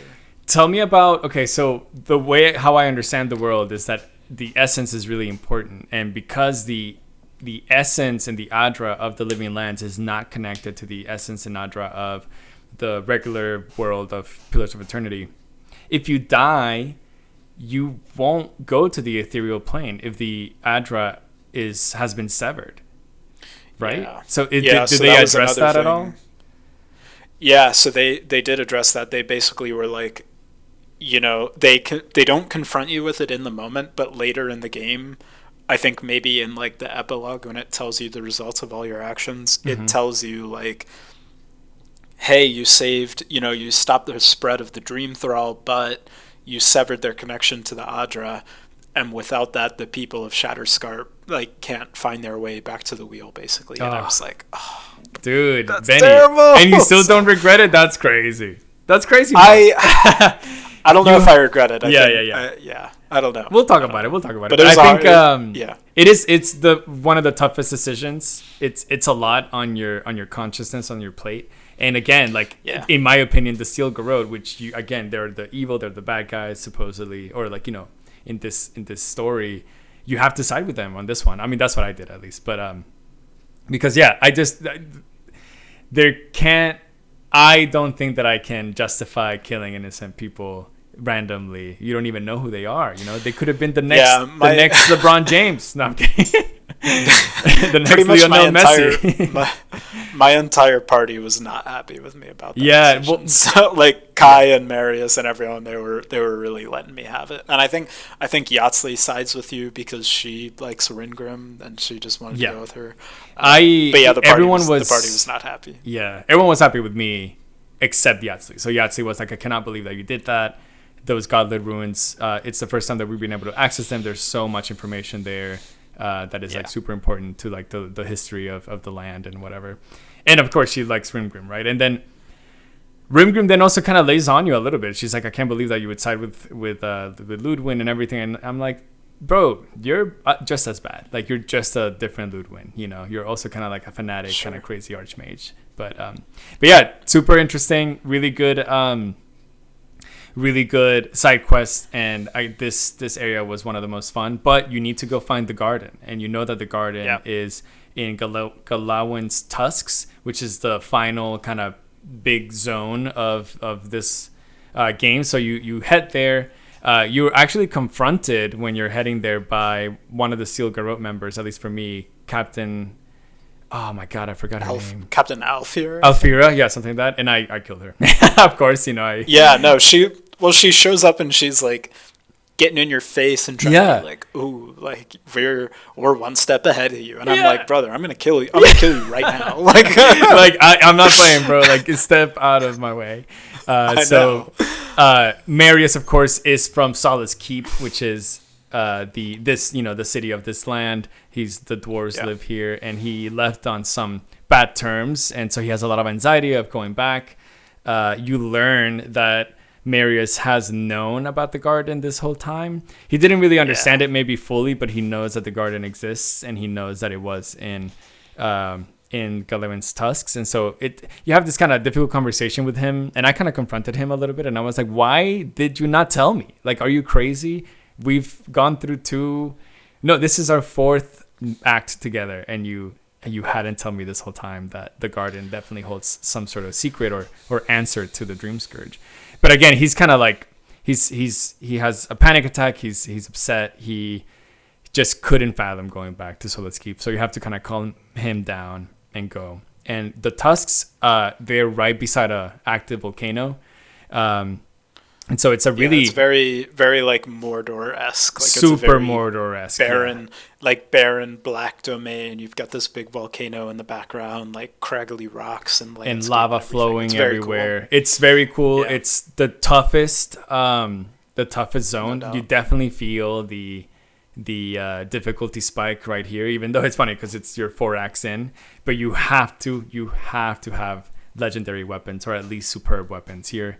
They have to be unique, and you have to upgrade all your stuff. And we're respecking again. We are respecking one more time. And then what I did was I went barbarian this time. Kind of, I was dual wielding. You can't really dual wield these, but I had two big two-handed weapons. I had a two-handed sword. It was called Hell's Tongue. I could do fire accumulation and frost accumulation at the same time. And then I would swap, and I would have the Make Folk double-handed sword that you find in the garden. But that's kind of how I did. So I did the garden, and I did this with the same build. But dude, I was absolutely wrecking with this build. It was the best, the strongest build. I think I sent you a clip. I was comboing bosses that were extremely spongy.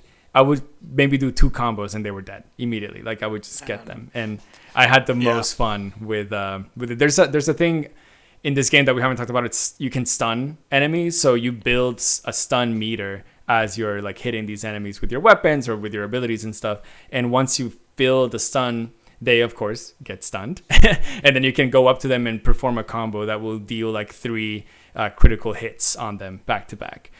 So that was kind of like the play on this build, is one power attack would almost fully fill up the stun meter, and then I could just combo them, and I was just rinsing and repeating that a lot, which was really fun.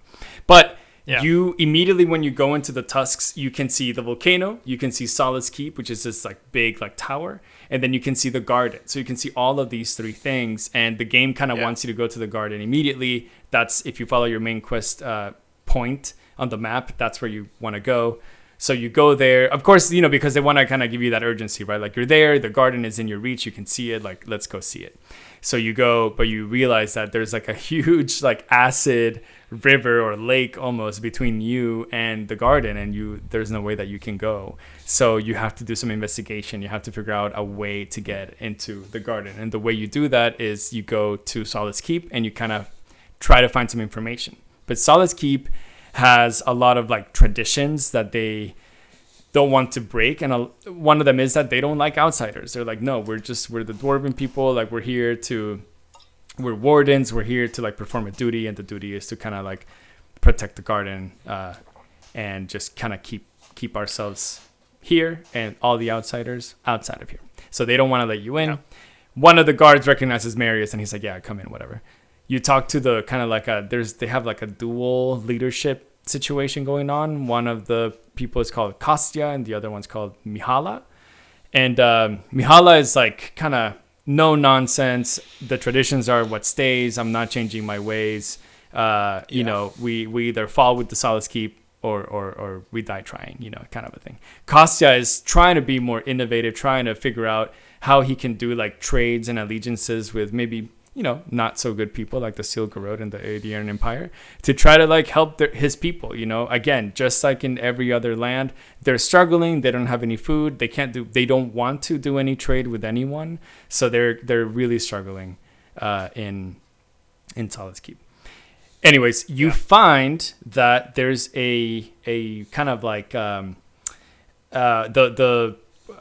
the person who founded Solace Keep was an ancient relative of yours, technically, because he was also a godlike that had the same features that you have now. So you kind of put two and two together, and you say, oh, this guy, which is called, can you help me with that? Nandru?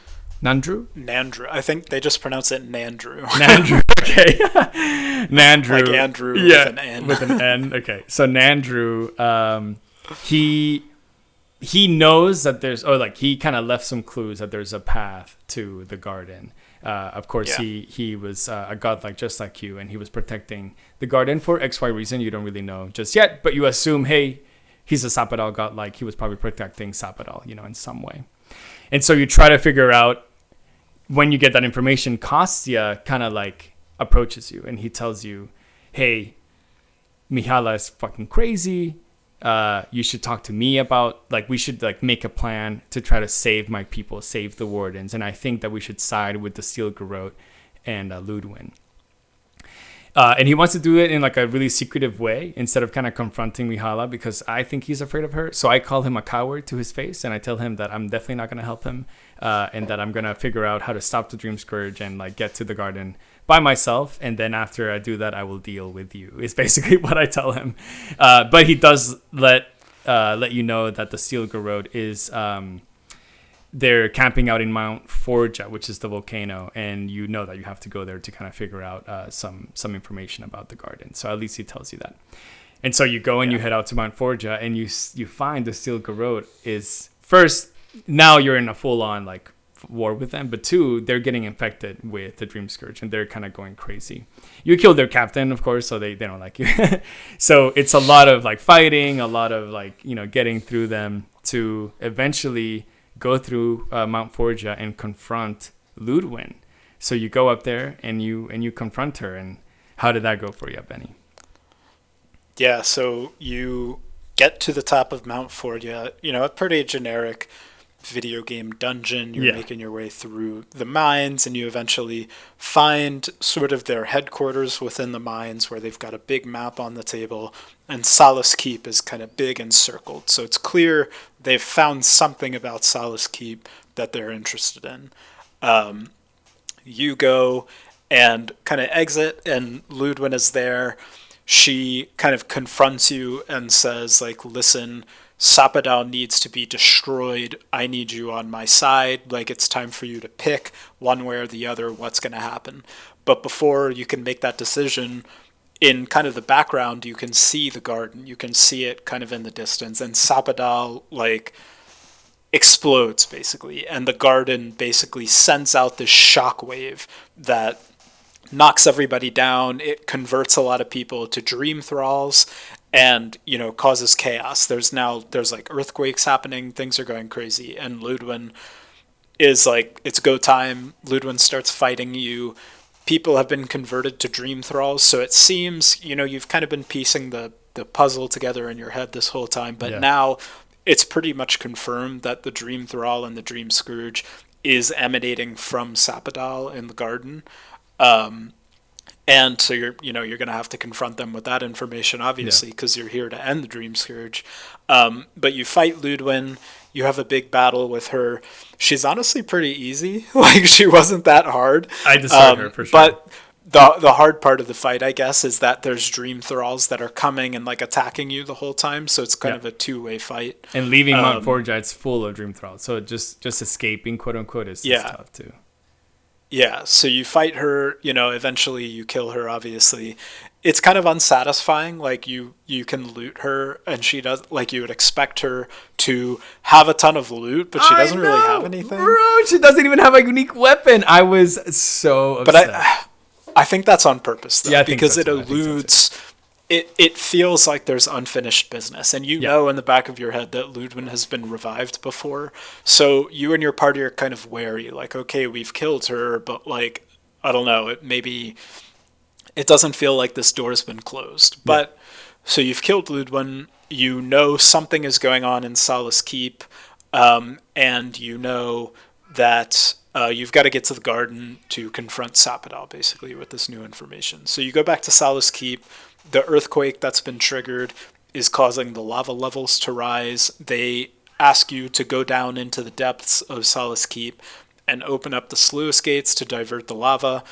When you go down there, you find a couple of things. Number one, you find Kastia, who's already down there, and he's like, no, dude, don't open the sluice gates. We need to let Solace Keep fall. It needs to be destroyed so that the dwarves here can go out into the world. And you have to make that decision, basically, to side with him or not side with him. Yeah. I did not side with him. I was like, you're a traitor. I'm going to kill you now. And hell yeah. Me too. But you also find an Adra pillar, and in the Adra pillar, you commune with Nandru, so your kind of ancestor, who is also a godlike of Sapadal. And Nandru is like, you need to destroy Sapadal. Yep. Sapadal cannot be trusted. You cannot trust them, do not side with them. When you get to the garden, and like, I'm going to show you the path to the garden, there it is. But when you go there, I need you to destroy Sapadal. What did you tell him? Because he asked you, and I told him, hell no, I'm going to free Sapadal, is what I said. And he was pissed. He was not happy. And just like the spirits that were protecting Nakukubel, everyone that you talk to that is either a godless or an ancestor godlike, they all tell you have to either keep them imprisoned or destroy them, But again, I kept refusing, and I think it paid off for me at the end. But yeah. It's a hard decision. So like, you obviously, the Dream Scourge is emanating from Sapadal. Yeah. You know that when Sapadal was free in the past, they caused all sorts of havoc, but you're also talking to them the whole time, and it's interesting. And she's crazy. They're crazy. Like, they don't make that much sense half the time. They have the temper tantrums. You say something that they don't like, and they kind of like lash out at you a little bit, and you're like, okay, yeah, they are not. It's just like a caged animal will lash out, and they say that a lot. Yeah. But the whole game, as you go through main quests and side quests, and you make some of these difficult decisions, Sapadal will kind of come to you in like a dream state and ask you questions about like why you did the things you did. Like, you spared this person. Why did you do that? And you can tell them, like, oh, everybody deserves a second chance, or I did this because of this. It feels like they're kind of learning as you go. Yeah, for sure. They're kind of putting things together and learning and developing emotionally. It's funny, developing emotionally as a god. Yeah, but they're a baby god. But you're also they are a baby god. They're baby. But you're also learning. You learn along the way, and so we're now heading to the garden. We're going to the garden to confront Sapadal for the final time, and in doing that, you're learning that Wodika and all of the other gods kind of conspired to trap Sapadal. Yeah. They were scared of Sapadal when they first emerged. They were unknown, chaotic, so they were like, we are going to trap Sapadal, and we're also going to kill all of the gods. So sorry. Yes. Okay. But so they're killing all the godless. They're trapping Sapadal, and Sapadal is now being like tormented, basically, in this kind of eternal imprisonment. Yes. And that torment, that the pain of that, is where the Dream Scourge is emanating from. Of course. So there's like these two. It's a cry for help too. It's a cry for help. Like, yeah, that's what it's a cry for help.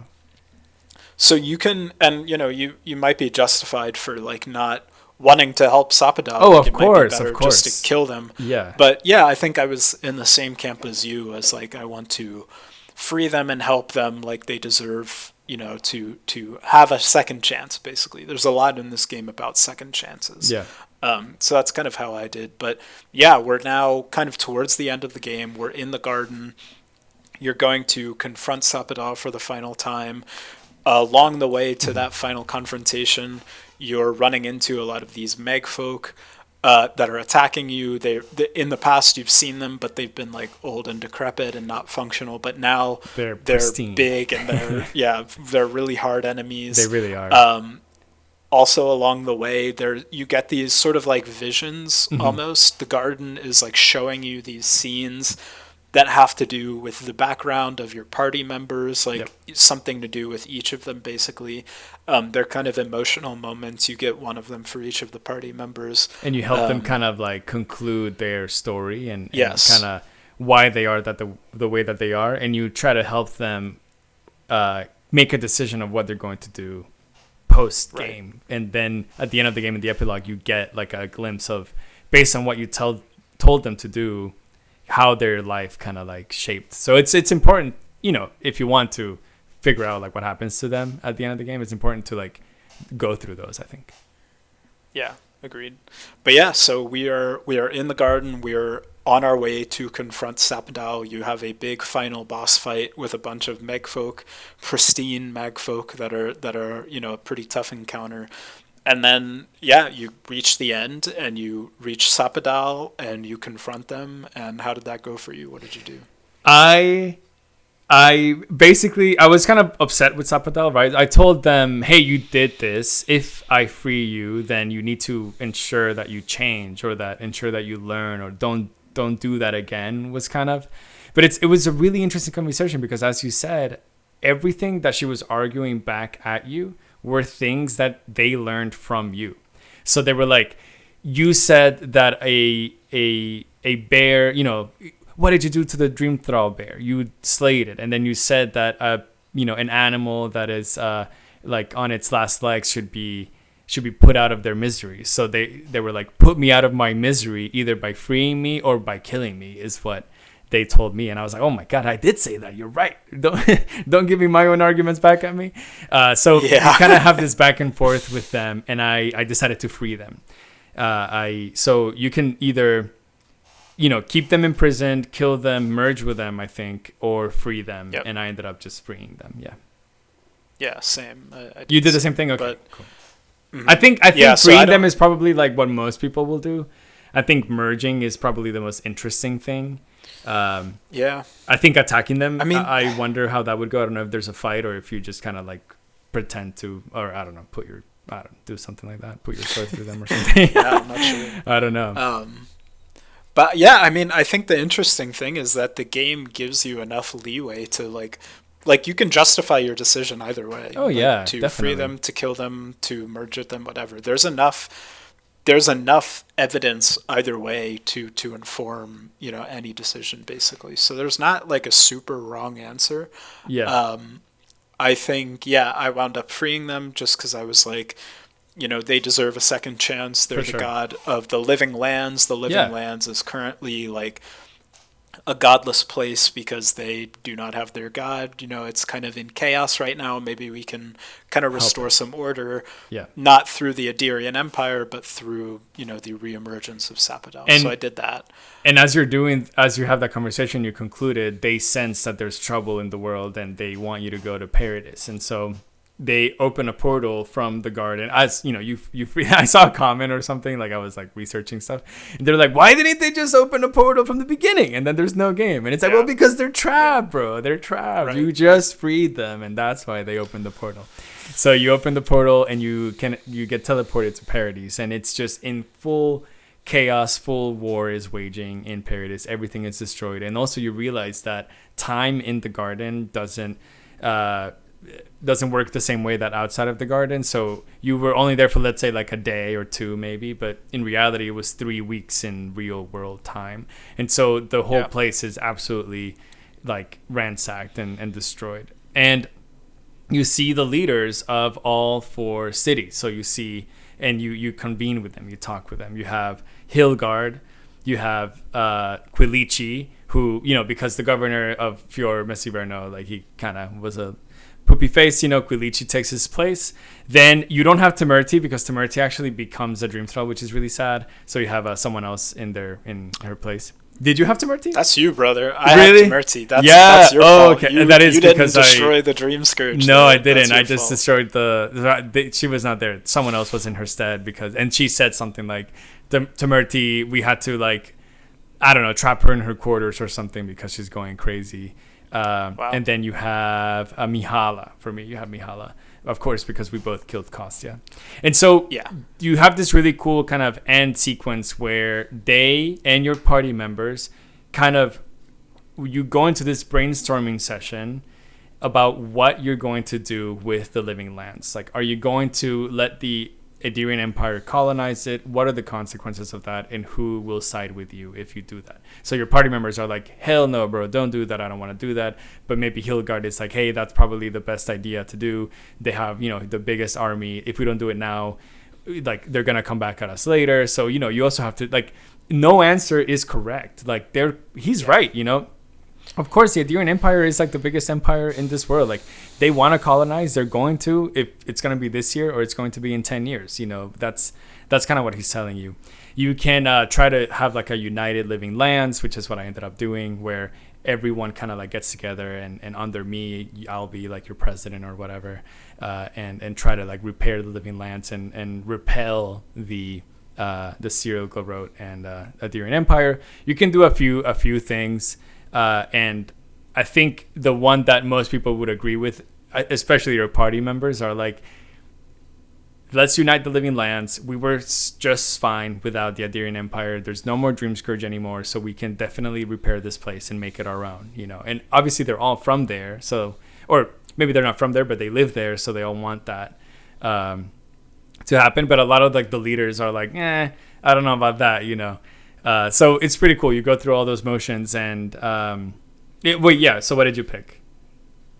Yeah, so I logicking it out in my head, I think I came to the conclusion that you did a second ago of, like, yeah, we can unite the living lands, but realistically, how long does that last? Mm-hmm. Like, not only is this place, you know, in chaos, basically, like, all the leaders of all the different factions in the living lands have very different ideas about how to proceed. So that's going to be a little tough. But also, you know, the Adirian Empire is right next door. If they want the living lands, they're going to come back with a bigger force, and it's going to be, you know, a long drawn out conflict probably. So you can do that. You can choose to become a full colony of the Adirian Empire, like a full part of it, or you can choose to become essentially a vassal of the Adirian Empire, where you retain the laws and the culture of the living lands, but you pay, you know, some tithes to the Adirian Empire. You get, you know, a sort of right of protection from the Empire if the living lands comes under attack. So that to me seemed like the most, like, logical option, and maybe not logical is not the right word, because I think you can support any option until the British, the Adirian Empire starts taxing that tea, baby. Then you're gonna be upset. Right. You're gonna be upset. Yeah. But yeah, I chose to become, it's called a Griffam of the Adirian Empire. Wait, can you say that again? That was good. Griffam. But yeah, so that's what I ended up choosing. Regardless of what you choose, the city is under attack. The Adirian Empire's here, the Steel Garrote's here. They're attacking Paradise, and it's confrontation time. So you go into the city with your party. You fight your way through the Steel Garrote, and of course, at the center of it all, and in the background, there's, like, a giant Megfolk that's, like, attacking the city. It looks really crazy. And of course, at the center of it all is Ludwin. She's been brought back to life by Wodika. She is here to put an end to you once and for all.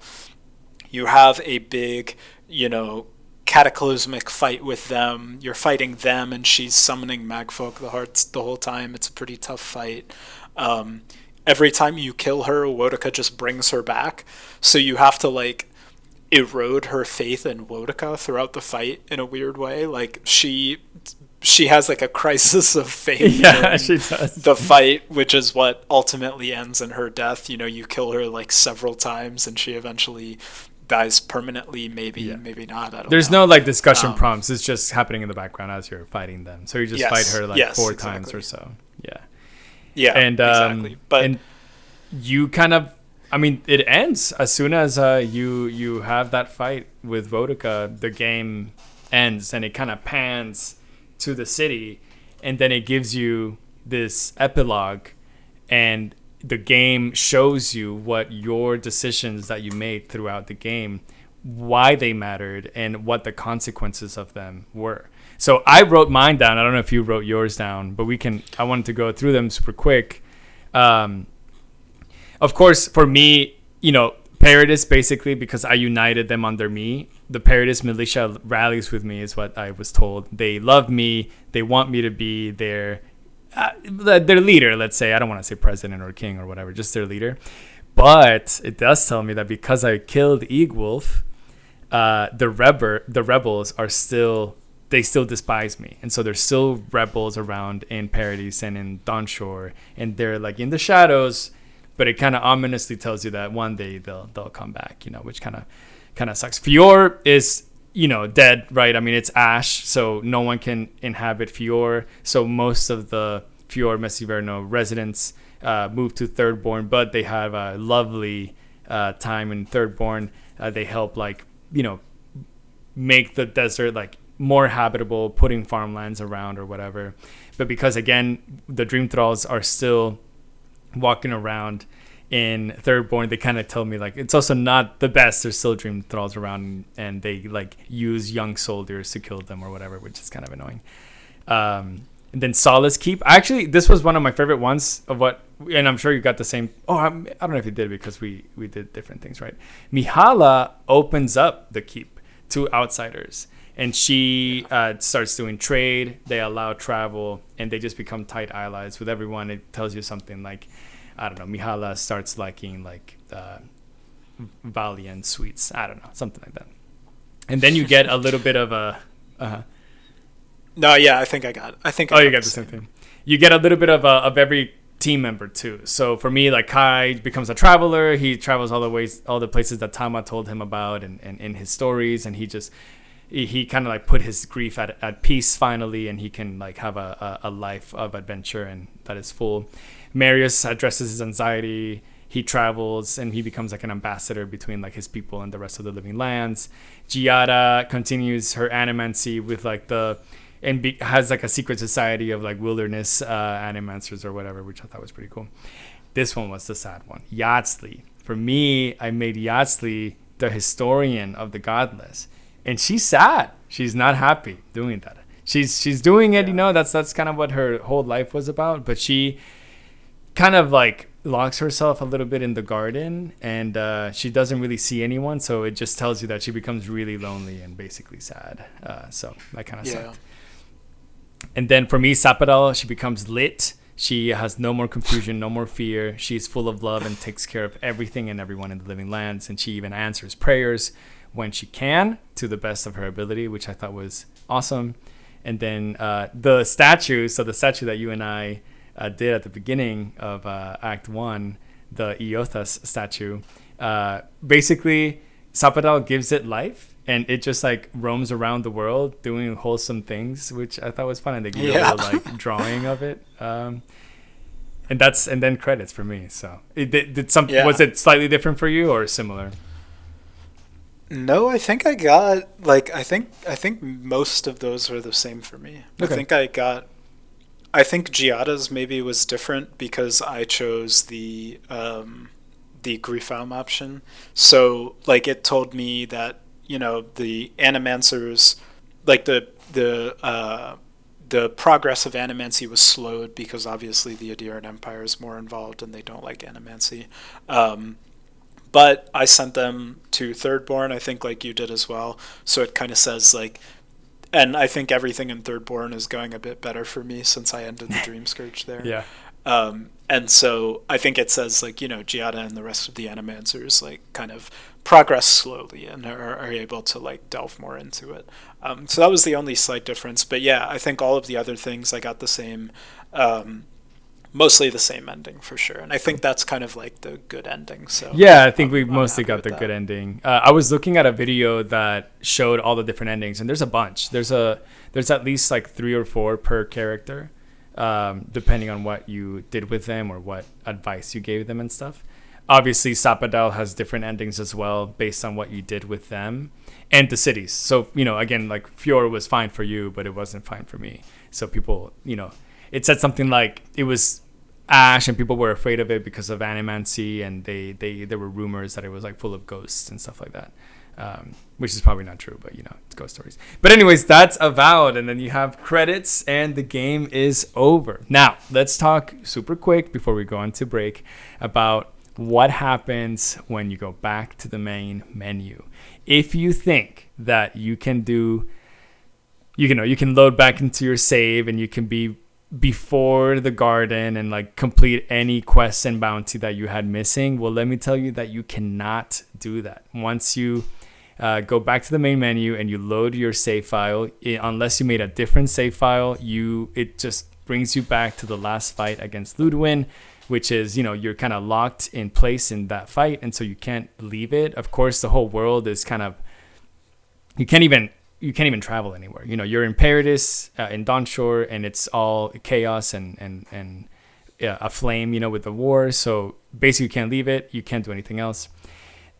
So you think, okay, all right, cool. Well, if I didn't finish my side quest, unlucky. Basically, there was a point of no return when you go to the garden, and it is what it is. Yeah. But let's see if there's a new game plus. So I started a new game. And there's no new game plus. You just start a new game without all of your stuff and all of your levels that you had. So you basically just have to play again from the beginning with nothing to help you go through it. So one extra gripe for me. I think you You either have to do one or the other. I think give me new game plus with all of my kitted out, so I can just go through the game really quick, a lot quicker at least, and do all the side quests that I didn't do, or let me load before the garden and finish out all the things that I didn't finish. I think one of the two would have worked. Of course, if you have the hindsight of making a save file. So yeah, that's my advice to you. Make a save file right before you go to the garden so you can finish all the things that you didn't finish, and then go to the garden.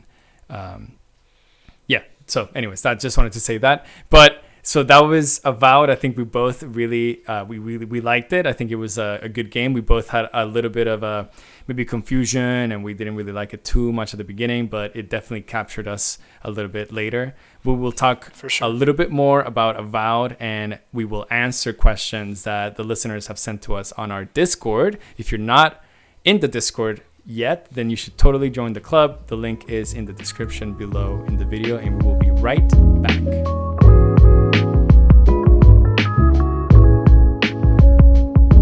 Welcome to part 2 of the show, where we answer questions that you have sent to us on the Discord and questions that we have for each other. If you want to give us questions, or if you want to have a say in what game we're going to be playing here at VGBC, then you should totally join the club and join the Discord. The link is in our bio. It's on the show notes, on the description of this video, or on the show notes on Spotify if you're listening there.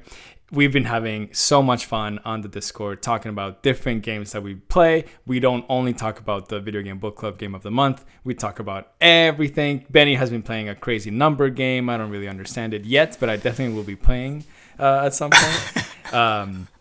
But you guys should definitely join the club if you like what we do. Just give us like, subscribe, join the club. All the YouTube things. I don't need to tell you all the stuff. Join the club, brother. Join the club, brother. Benny, since you picked this game, why don't you ask the first question? I will.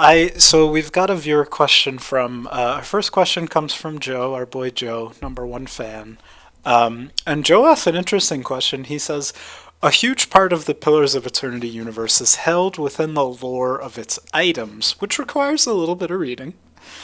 Do you think that any person could really give an objective grade for a game while actively refusing to drink in the majority of its universe's depth? What do you think about that? That's interesting question. For some reason, I have developed this persona, let's call it, that I hate reading lore stuff about video games, and I actively deny anything that has to do with lore. And so this question's in jest, of course, about me, definitely, and it's targeted a little bit.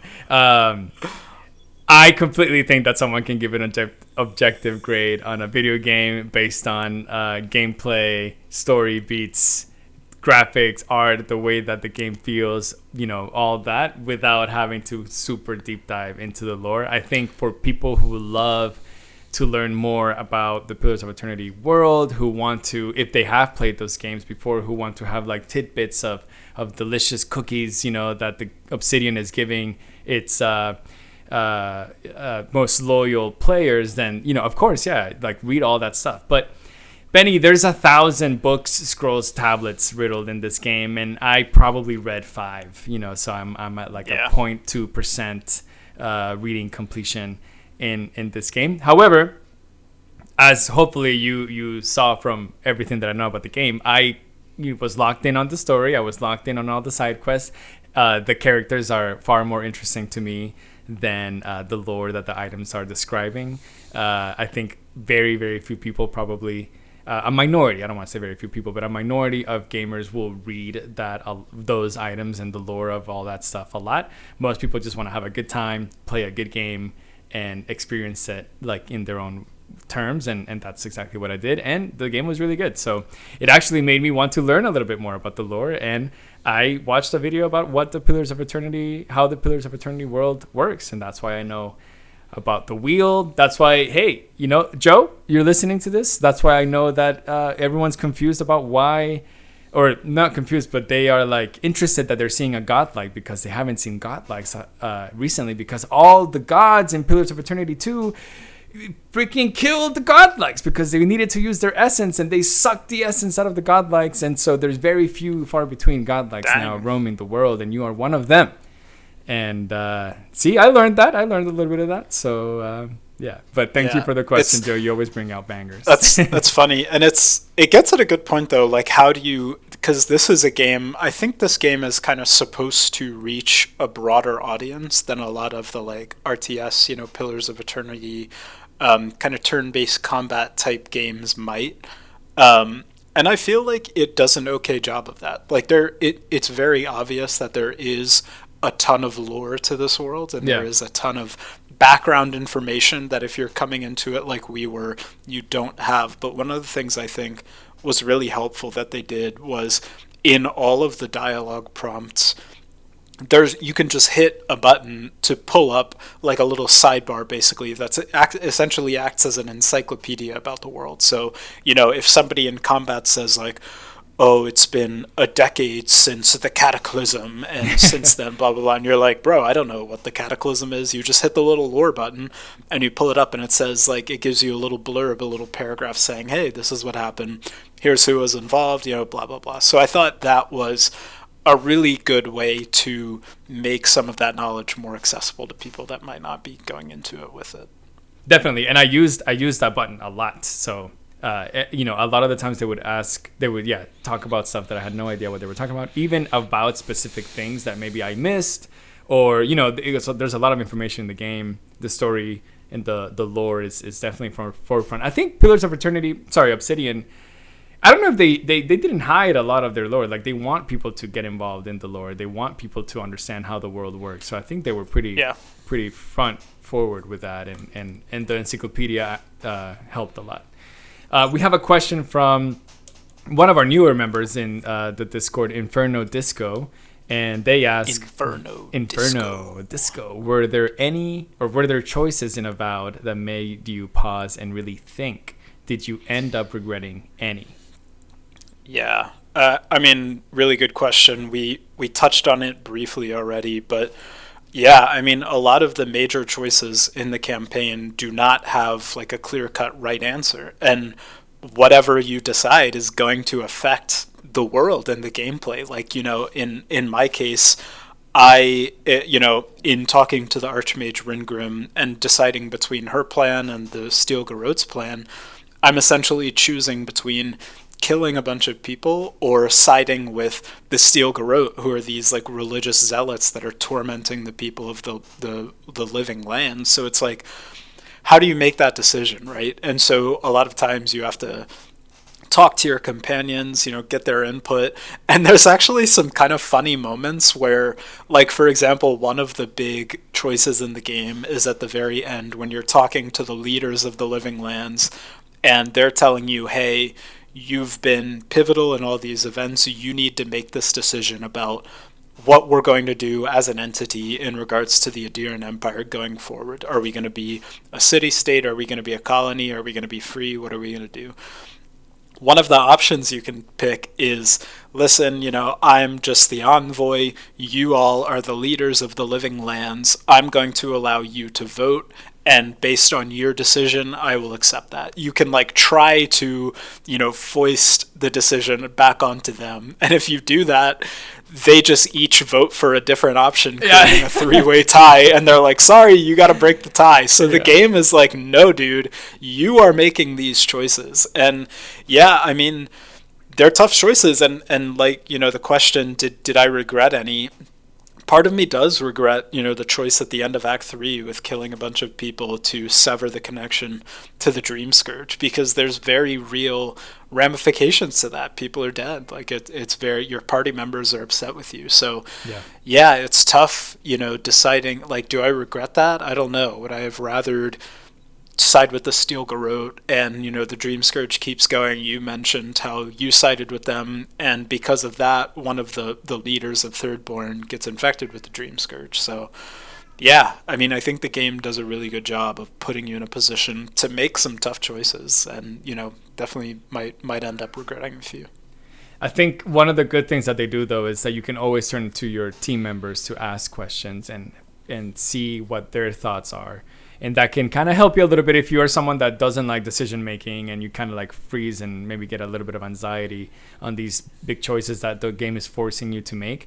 Talk to your companions. They're all different. Like Kai is a very for the people kind of guy, anything that helps the people is what he would want to do first and foremost. He also is against, he was a soldier in the past. And so he's against any, people dying for no reason at all. So sometimes he's like, you know what, siding with the Empire might be easier because no one's gonna die, and that's good in my books, whereas Marius is very pragmatic. He's more the right thing to do is to kind of, everyone stays in their lane, everyone does what they need to do. This is everyone stays with their principles, but I like a little bit of vengeance. It's kind of his thing. You kind of eye for an eye slightly, but also don't get involved in people's business unless they get involved in yours first. And so, you can kind of have those conversations and they will help you along. I think for me, I don't think I regret anything for my main quest, decisions that I made. I still think I would side with the Steel Garrote again on that particular instance and destroy the temple so that, innocent people don't die randomly. Even though I get it, people are going to die anyways and they'll become Dream Thralls. I'm not oblivious to that fact, but I think it's like if you want to push a button that says, hey, you'll kill 10% of the population to end X or Y or Z, are you going to do that? I mean, how can you press that button? It's difficult, and if you do, that's great that you were able to do that, but it's tough to make the decision. I do think that I regret pushing Yatsli to become a historian. I kind of feel sad for her. I think after seeing the other endings that she could have had, they seemed a little bit more fun. So that one is one I regret. So I have one regret for side quests, maybe two. One is silly. One is I kind of felt bad. In the Tusks, there's a side quest where there's this this trade that Kostya made happen, where they brought a carriage with some supplies, and they were attacked, and they actually had a warden with them, and the warden had to flee or something, and then she kind of got kidnapped, is what it seems like, with Grakor and Ogre. And I went to them and I just attacked the Ogre and I killed him and I freed her.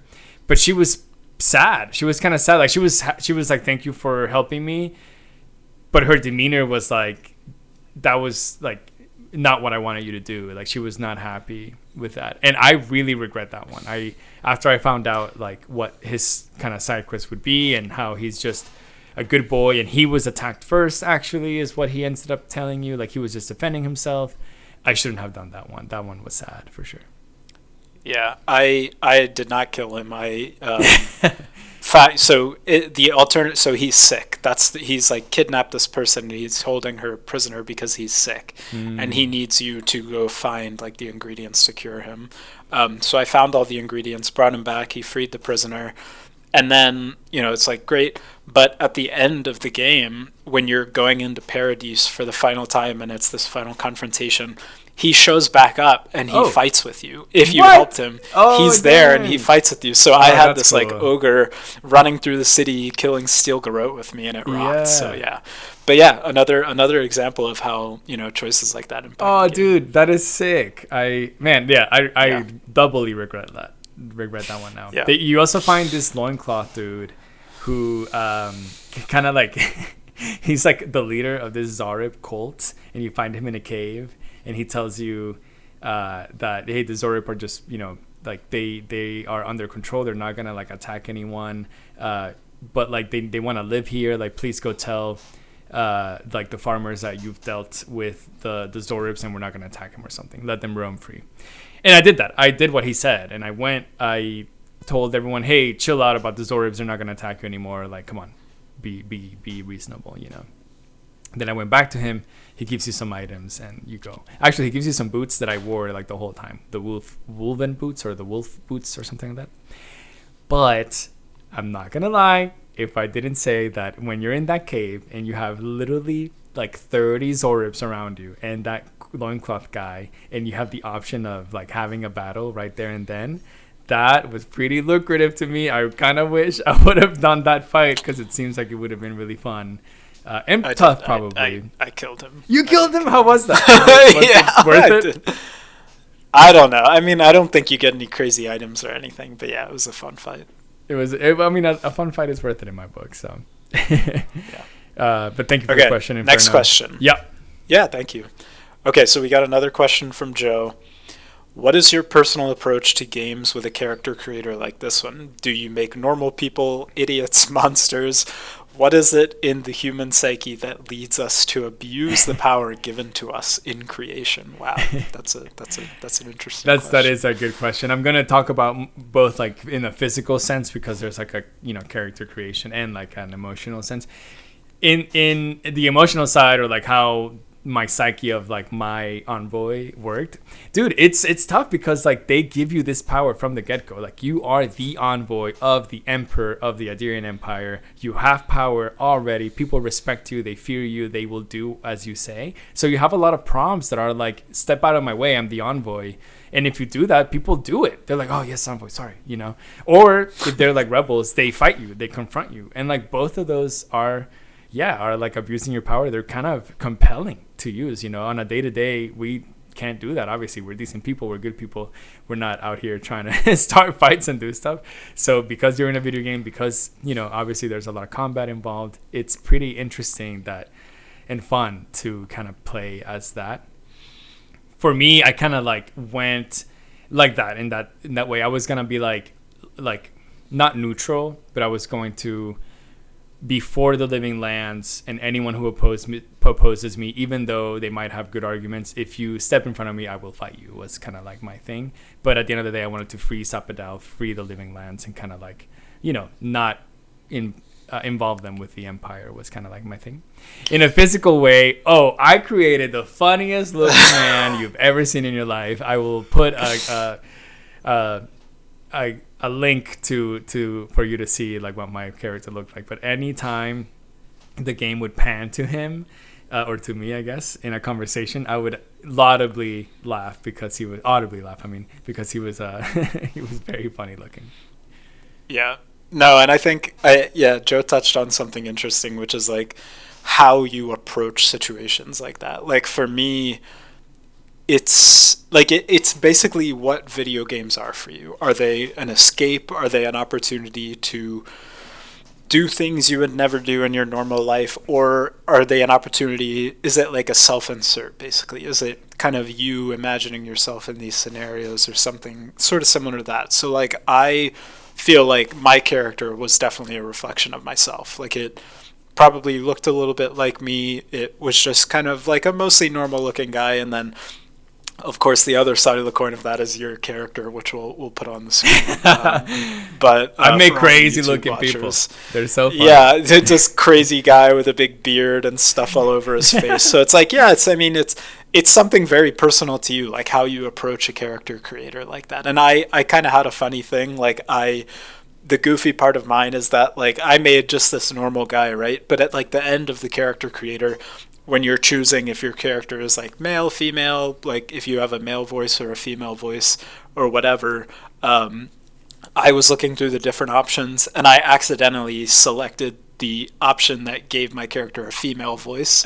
And your character doesn't speak a lot, so it's not like a huge thing. I wasn't hearing a female voice the whole time, but my male character, like anytime I would get hit, it would be like a woman crying out in pain. I thought good. It was really funny. So I like inadvertently created this kind of thing, which was funny. But yeah, I mean, for me, the character creator, I see it as like a reflection of myself normally, but whereas other people might treat it as an opportunity to do something silly or funny or kind of whatever. Definitely, I always try if I can make a character like character creation, I will make a goofy looking person usually, like the silliest things, like make their eyes the biggest that I can, make their nose the smallest that I can, make their chin the biggest, crimson chin looking chin that you can find. It's just that's kind of how I do it. Joe asks another question: which side quest was the most memorable for you, and do you think the main story thread was lost at all between more interesting side quests? Yeah, it's a good question. The most memorable side quests to me were definitely the companion quests, like the quests having to do with your companions' backstories. We talked about for Kai, that involves like finding his old friends and somebody that potentially loved him in the past that he didn't know, kind of exploring that relationship and helping him kind of work through the feelings associated with that was really good. The most memorable to me was definitely Marius's in the final act of the game. When you enter the area, it's clear that Marius has a lot of trauma related to his past, but it's kind of unclear why. But as you go, you learn that his parents were essentially, when he was like a baby, basically, his parents joined a cult, essentially. They got kind of seduced by a cult leader. They joined a cult, and the cult leader, killed his parents, and he was obviously powerless to intervene as he was like a small child. But these are all like repressed memories for him. So as you go through the quest, he's kind of picking up pieces. You encounter somebody that was kind of close to age, a little older than him, that remembers a bit more of it, that's kind of filling in some of the pieces. And eventually you confront the cult leader. You find him, he's still alive. He's kind of trapped in a cave, and he's kind of going insane, and he's essentially tortured by the memories of the past. And so you kind of get a choice, what you want to do. Do you want to kill this guy to get vengeance for Marius? Do you want to just leave him here to kind of rot by himself? I kind of deferred to Marius. I was like, what do you want to do? This is your, trauma. You can decide. And Marius wanted to just leave him there to kind of rot by himself. Really? So I did that. Oh, damn. Yeah. So that's fair, right? He's a terrible person. But yeah, that to me was the most like, memorable. And then in terms of like the main story threads getting lost, I feel the opposite. I feel like the main story thread was like the strongest thread throughout the game, and I feel that there was a handful of side quests that gave you that kind of emotional connection, but most of them were pretty just like cut and dry. Like to me in gaming, the like gold star pinnacle of like impactful side quests is The Witcher 3, where every quest has really hard decisions to make. Every quest is full of this kind of gray area. I mean, The Witcher is kind of a game about the gray area. So it explores that a lot. So that's like the gold star to me of like incredible, well fleshed out, impactful side quests. And this to me, like, I think they tried to get to that point, but it just didn't really get there. Mm-hmm. So most of the side quests were just kind of okay, whatever. But I think the most impactful were definitely the companion quests, where you got to kind of explore a bit about that. Yeah, I agree. I agree with that. I like that Kai's companion quest was great too, and kind of how he deals with his grief and loss, and how he like confronts it, and how to deal with that. Which I think we all have to go through loss and grief, so it's interesting to kind of go through that again in a kind of gaming sense and help this person, this virtual person that doesn't exist, but still, it kind of always helps us heal a little bit as we go through these sort of things. I agree. Well, I agree. I think the main story to me was the most interesting thing. It was more interesting than all the other side quests. I think it's strong. It's clear as well. I mean, you can just play this game. It's probably going to be like a 15 to 20 hour game. If you just do the main story, it'll be concise, it'll work, and you don't need the side quests to like fill in any blanks or anything. I think that some side quests were good. I really liked the one with Chico and his uncle Kepo. That one was strong. There's the couple in the first one, and I think I wrote a couple of them down. Yeah. Anyways, sorry, I'm looking. I like the Ranger stuff is good, of course, and you got even more information that I didn't do. You find the Thomas cabin in the second one. The captain's lost crew in the third one was pretty good. The rebels, and they also had like a kind of tower of trinkets and traps and stuff, which was really fun to get through. You also find Thomas memorial site in the third one. I mean, there's just a bunch of really good stuff out there. They were all kind of quick, simple, effective. You got a couple items, you got some XP, you got some gold. Never enough gold though, unfortunately. But no, main story so much stronger. Thank you to everyone on the Discord for these questions. We appreciate you guys greatly. Yeah, we really can't good wait for ones. more really questions next episode. But Ben, I have some questions for you. So lock in, okay? Hit me. So my first question is, Ben, do you have any regrets of not doing different play styles for this game? If you could try different stuff, what would you do? I'm glad you asked this, because I feel like there are so many different, like the best way to play the game is through these like unique weapons, right? That's where the most interesting like combat mechanics are. So there's a lot of these like unique weapons, but so like I played with a wand and a grimoire, for example. So I was like slinging, wand, spirit, like shots or whatever. And with my grimoire, I was casting these like big elemental spells. Like I had, ball lightning bouncing between enemies. I had, blizzards freezing enemies in place and then exploding them with fireballs or charged shots or whatever. And it was a really fun play style. But I literally only found one unique wand throughout the entire game. And I think you found it as well. It was like the shock wand. And like if I hadn't played so much of this game, I would be like, yeah, I just missed it. And I'm sure I missed one here or there. But like I saw that there's only 3 unique ones, so it's not that many. Wow. Yeah, I mean, 3. I engaged with a lot of the content in this game, and I only found one. So it's like... Yeah. And then, you get the wand and you're just upgrading the same item. You're upgrading it, you're adding to it, whatever.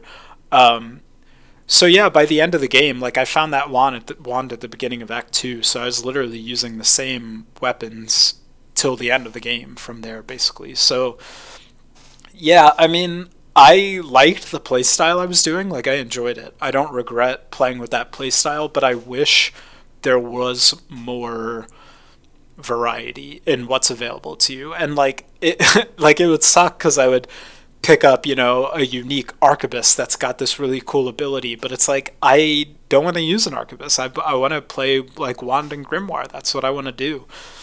And you just can't like use it. And then there's another thing where early in the game you find this really rare upgrade material, and it's like a side quest. The game tells you like, or you bring it to a blacksmith and they're like, whoa, this is a crazy material, I don't know of anyone that can use this, but there might be someone down the line that can use it. And so you find that at like the very beginning. You go through the whole game, and eventually in Act 4 in Solace Keep, you find a blacksmith that can work with the material. And he's like, this is incredible. It's like the most incredible material. I'm going to make you a sick, unique weapon with this material. Tell me what you want. But all you can ask for is a one-handed sword or an arquebus. And it's like, dude, I want a unique wand from this man. Like, why can't I just have and that? Even like, sorry to cut you off, but even the arquebus sucks because he's like, oh, but to make this unique arquebus I still need more stuff, so you have to do more stuff to get the arquebus. I was like, no dude, just give me the sword right now. Like, I'm good. So yeah, I don't regret my playstyle, but I just wish there was like, that's one of like, that's an area of the game I feel like could have been a bit better. It was just more variety in the weapons that are in the world, because like 90% of the time when you find a treasure chest in the world, whereas in other games you open this big treasure chest and it's like, whoa, just unique weapon, or like, it's a unique piece of armor. 95% of the chests in the world are just full of crafting materials, because that's primarily how you increase your damage, you upgrade your weapons. So yeah, I don't know. Looting, these like epically rare treasure chests just full of crafting materials got kind of boring towards the end. So that was my next question, how you felt about that every single chest was just a bunch of upgrade materials. At the end of the game, I was kind of like, I was happy to find them because I wanted to upgrade my legendary weapons to like the highest level that I could. But just to backtrack just a little bit, I think I completely understand how you feel, and you wanted to play as a mage, and so it was just limiting. The game didn't give you that many options to kind of like really dive into that one specific play style.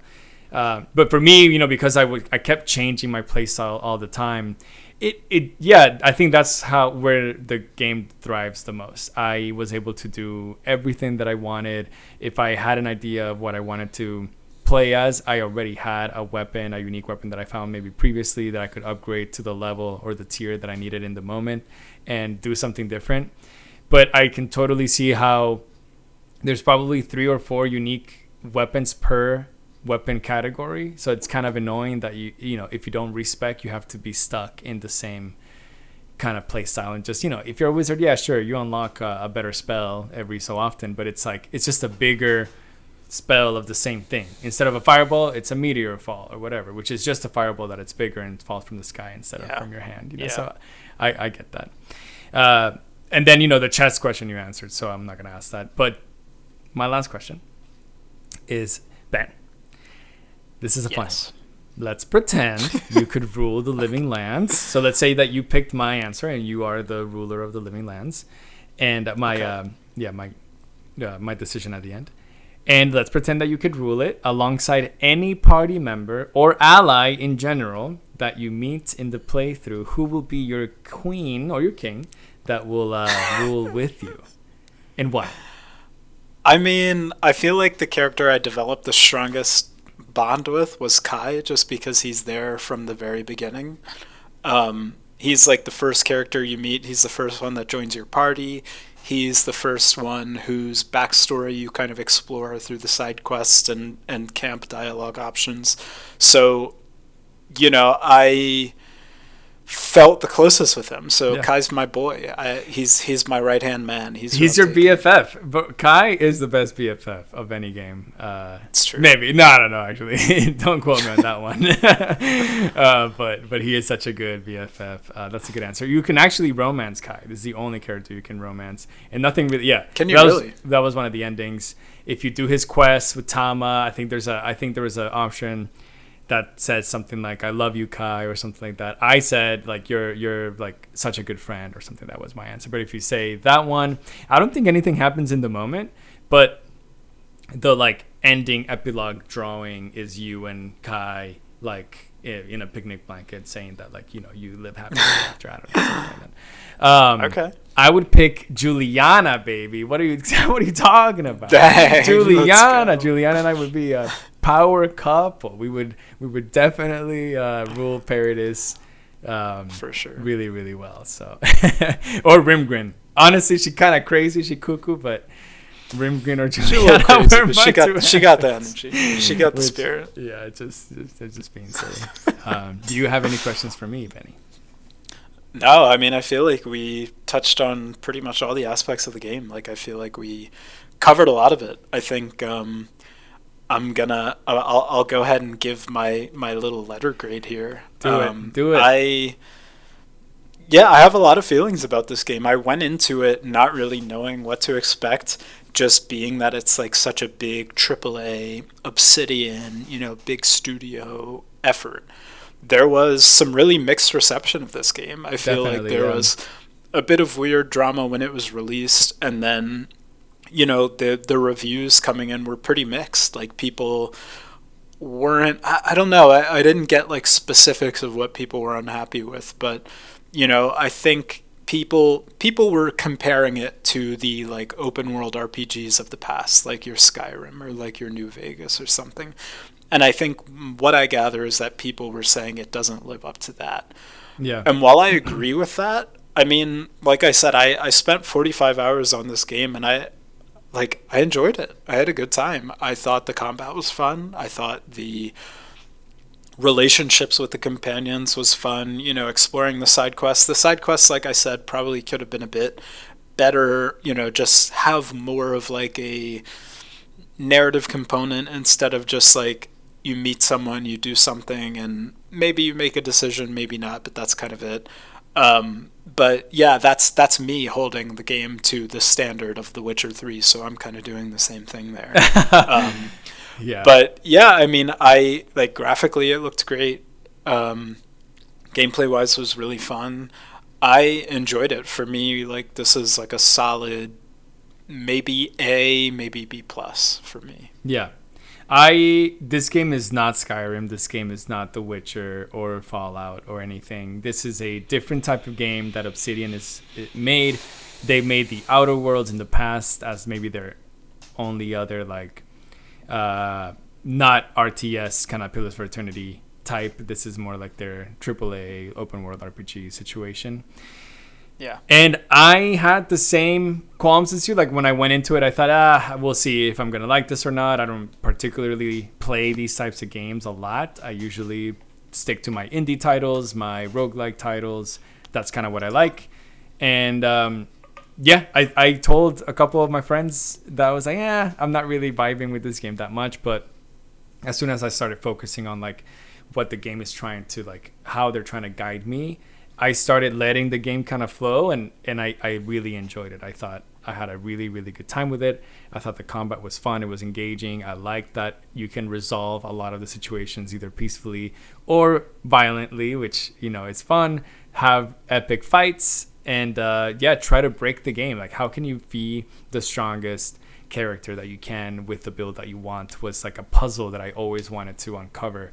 And thankfully, as a mage, as a barbarian, and as a kind of like arquebus ranger, I broke the game all 3 times, and I was able to like plow through like enemies and bosses and bounties and stuff. So I was having a lot of fun doing that. I think if you've heard reviews of people not liking the game, if you've maybe seen your like favorite YouTuber or your favorite Twitch streamer or something saying that the game sucks, that it's like not like Skyrim, it isn't. So like, don't think going into this game that you're playing a Skyrim. You're playing a different type of game that wants you to do some parkour, some exploration, that wants you to like looting and, crafting. You don't really craft weapons, but you just upgrade a bunch of weapons that like asks you to make difficult decisions in the story beats that will actually matter at the end.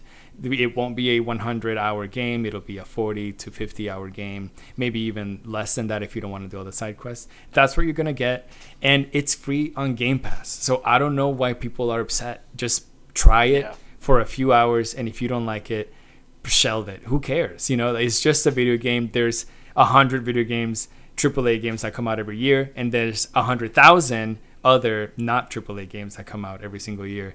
So if you don't like it, it's cool, man. I think I agree with you. I think this is like for me, it's more like B to B plus. B plus was kind of what I was trying to go for. So I think we can absolutely stamp Avowed with the VGBC B plus stamp. Get it in there. And we're done. Oh my God, Avowed. Dude, it was another month. Another month, bro. I played. I think if I go on Steam, it says that I played 25 hours in the last 2 weeks. You had me grinding to finish this game. That means the previous 20 days before the last 2 weeks, I only played like 15 hours, which is still a lot. You know, it's still a bunch. And then I had to. Yeah, that's your fault, by the way. We started this game in like the middle of February. Okay, and you only started playing it like a couple weeks ago. So you know, Max in the Discord, he was like, or Yax in the Discord, he said, "Hey JP, the Nights in Tight Spaces just came out. I remember you wanted to play that game." And I was like, hell yeah, I want to play that game. And I probably put like 12 hours in Nights in Tight Spaces at the same time as I was playing Avowed, which is my fault. It is my fault. But I was a little busy, man. We have lives, you know. Maybe one day in the future we'll make VGBC our full-time job. I can't even say that out loud without laughing.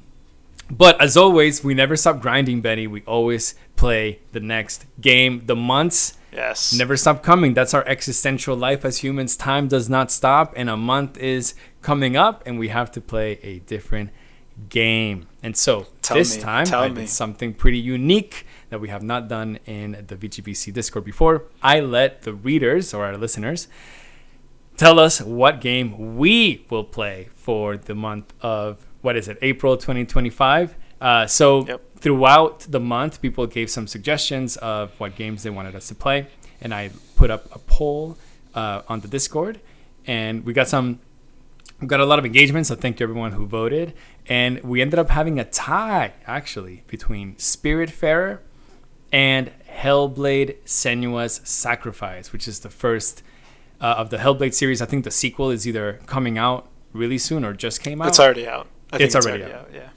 So it just came out. So both pretty fun games. And I did a little Wheel of Fate, and Spiritfarer ended up winning. And Wheel of Fate is kind of funny because Spiritfarer is all about managing spirits that have just passed, and you're helping them cross this ethereal plane to go into, you know, the beyond, and they will be at peace. So the way the game works is that your name is Stella, I think. I played a little bit yesterday, or Stella, I'm pretty sure.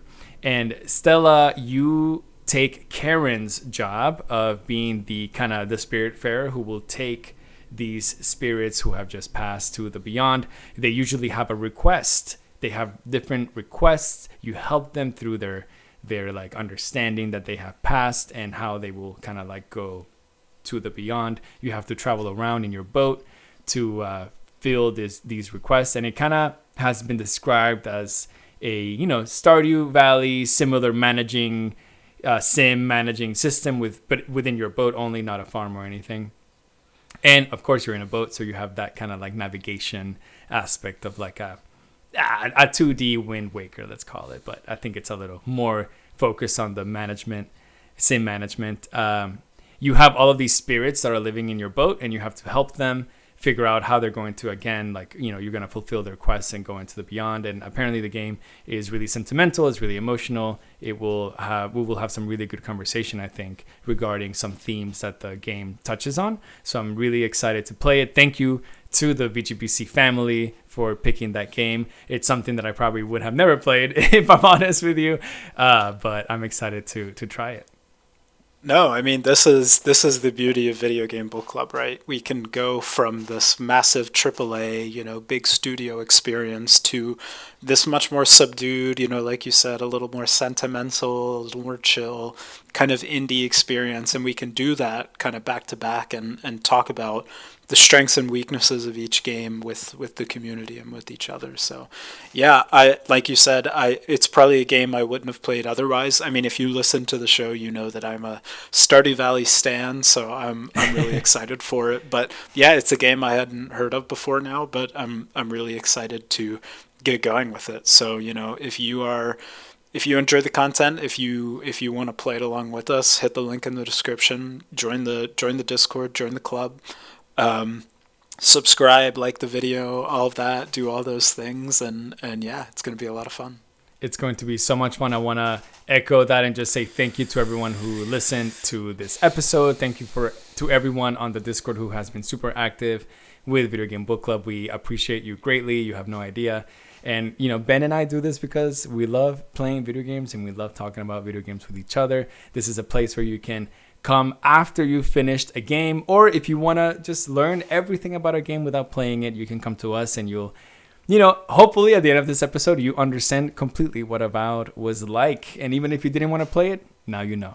Thank you so much for listening. Thank you for being here with us. We will see you at the end of April or at the beginning of May. We'll see for the April game of the month, which will be Spirit Fair. Thank you so much. Like and subscribe. Join the club. Do all them things. Bye. Bye.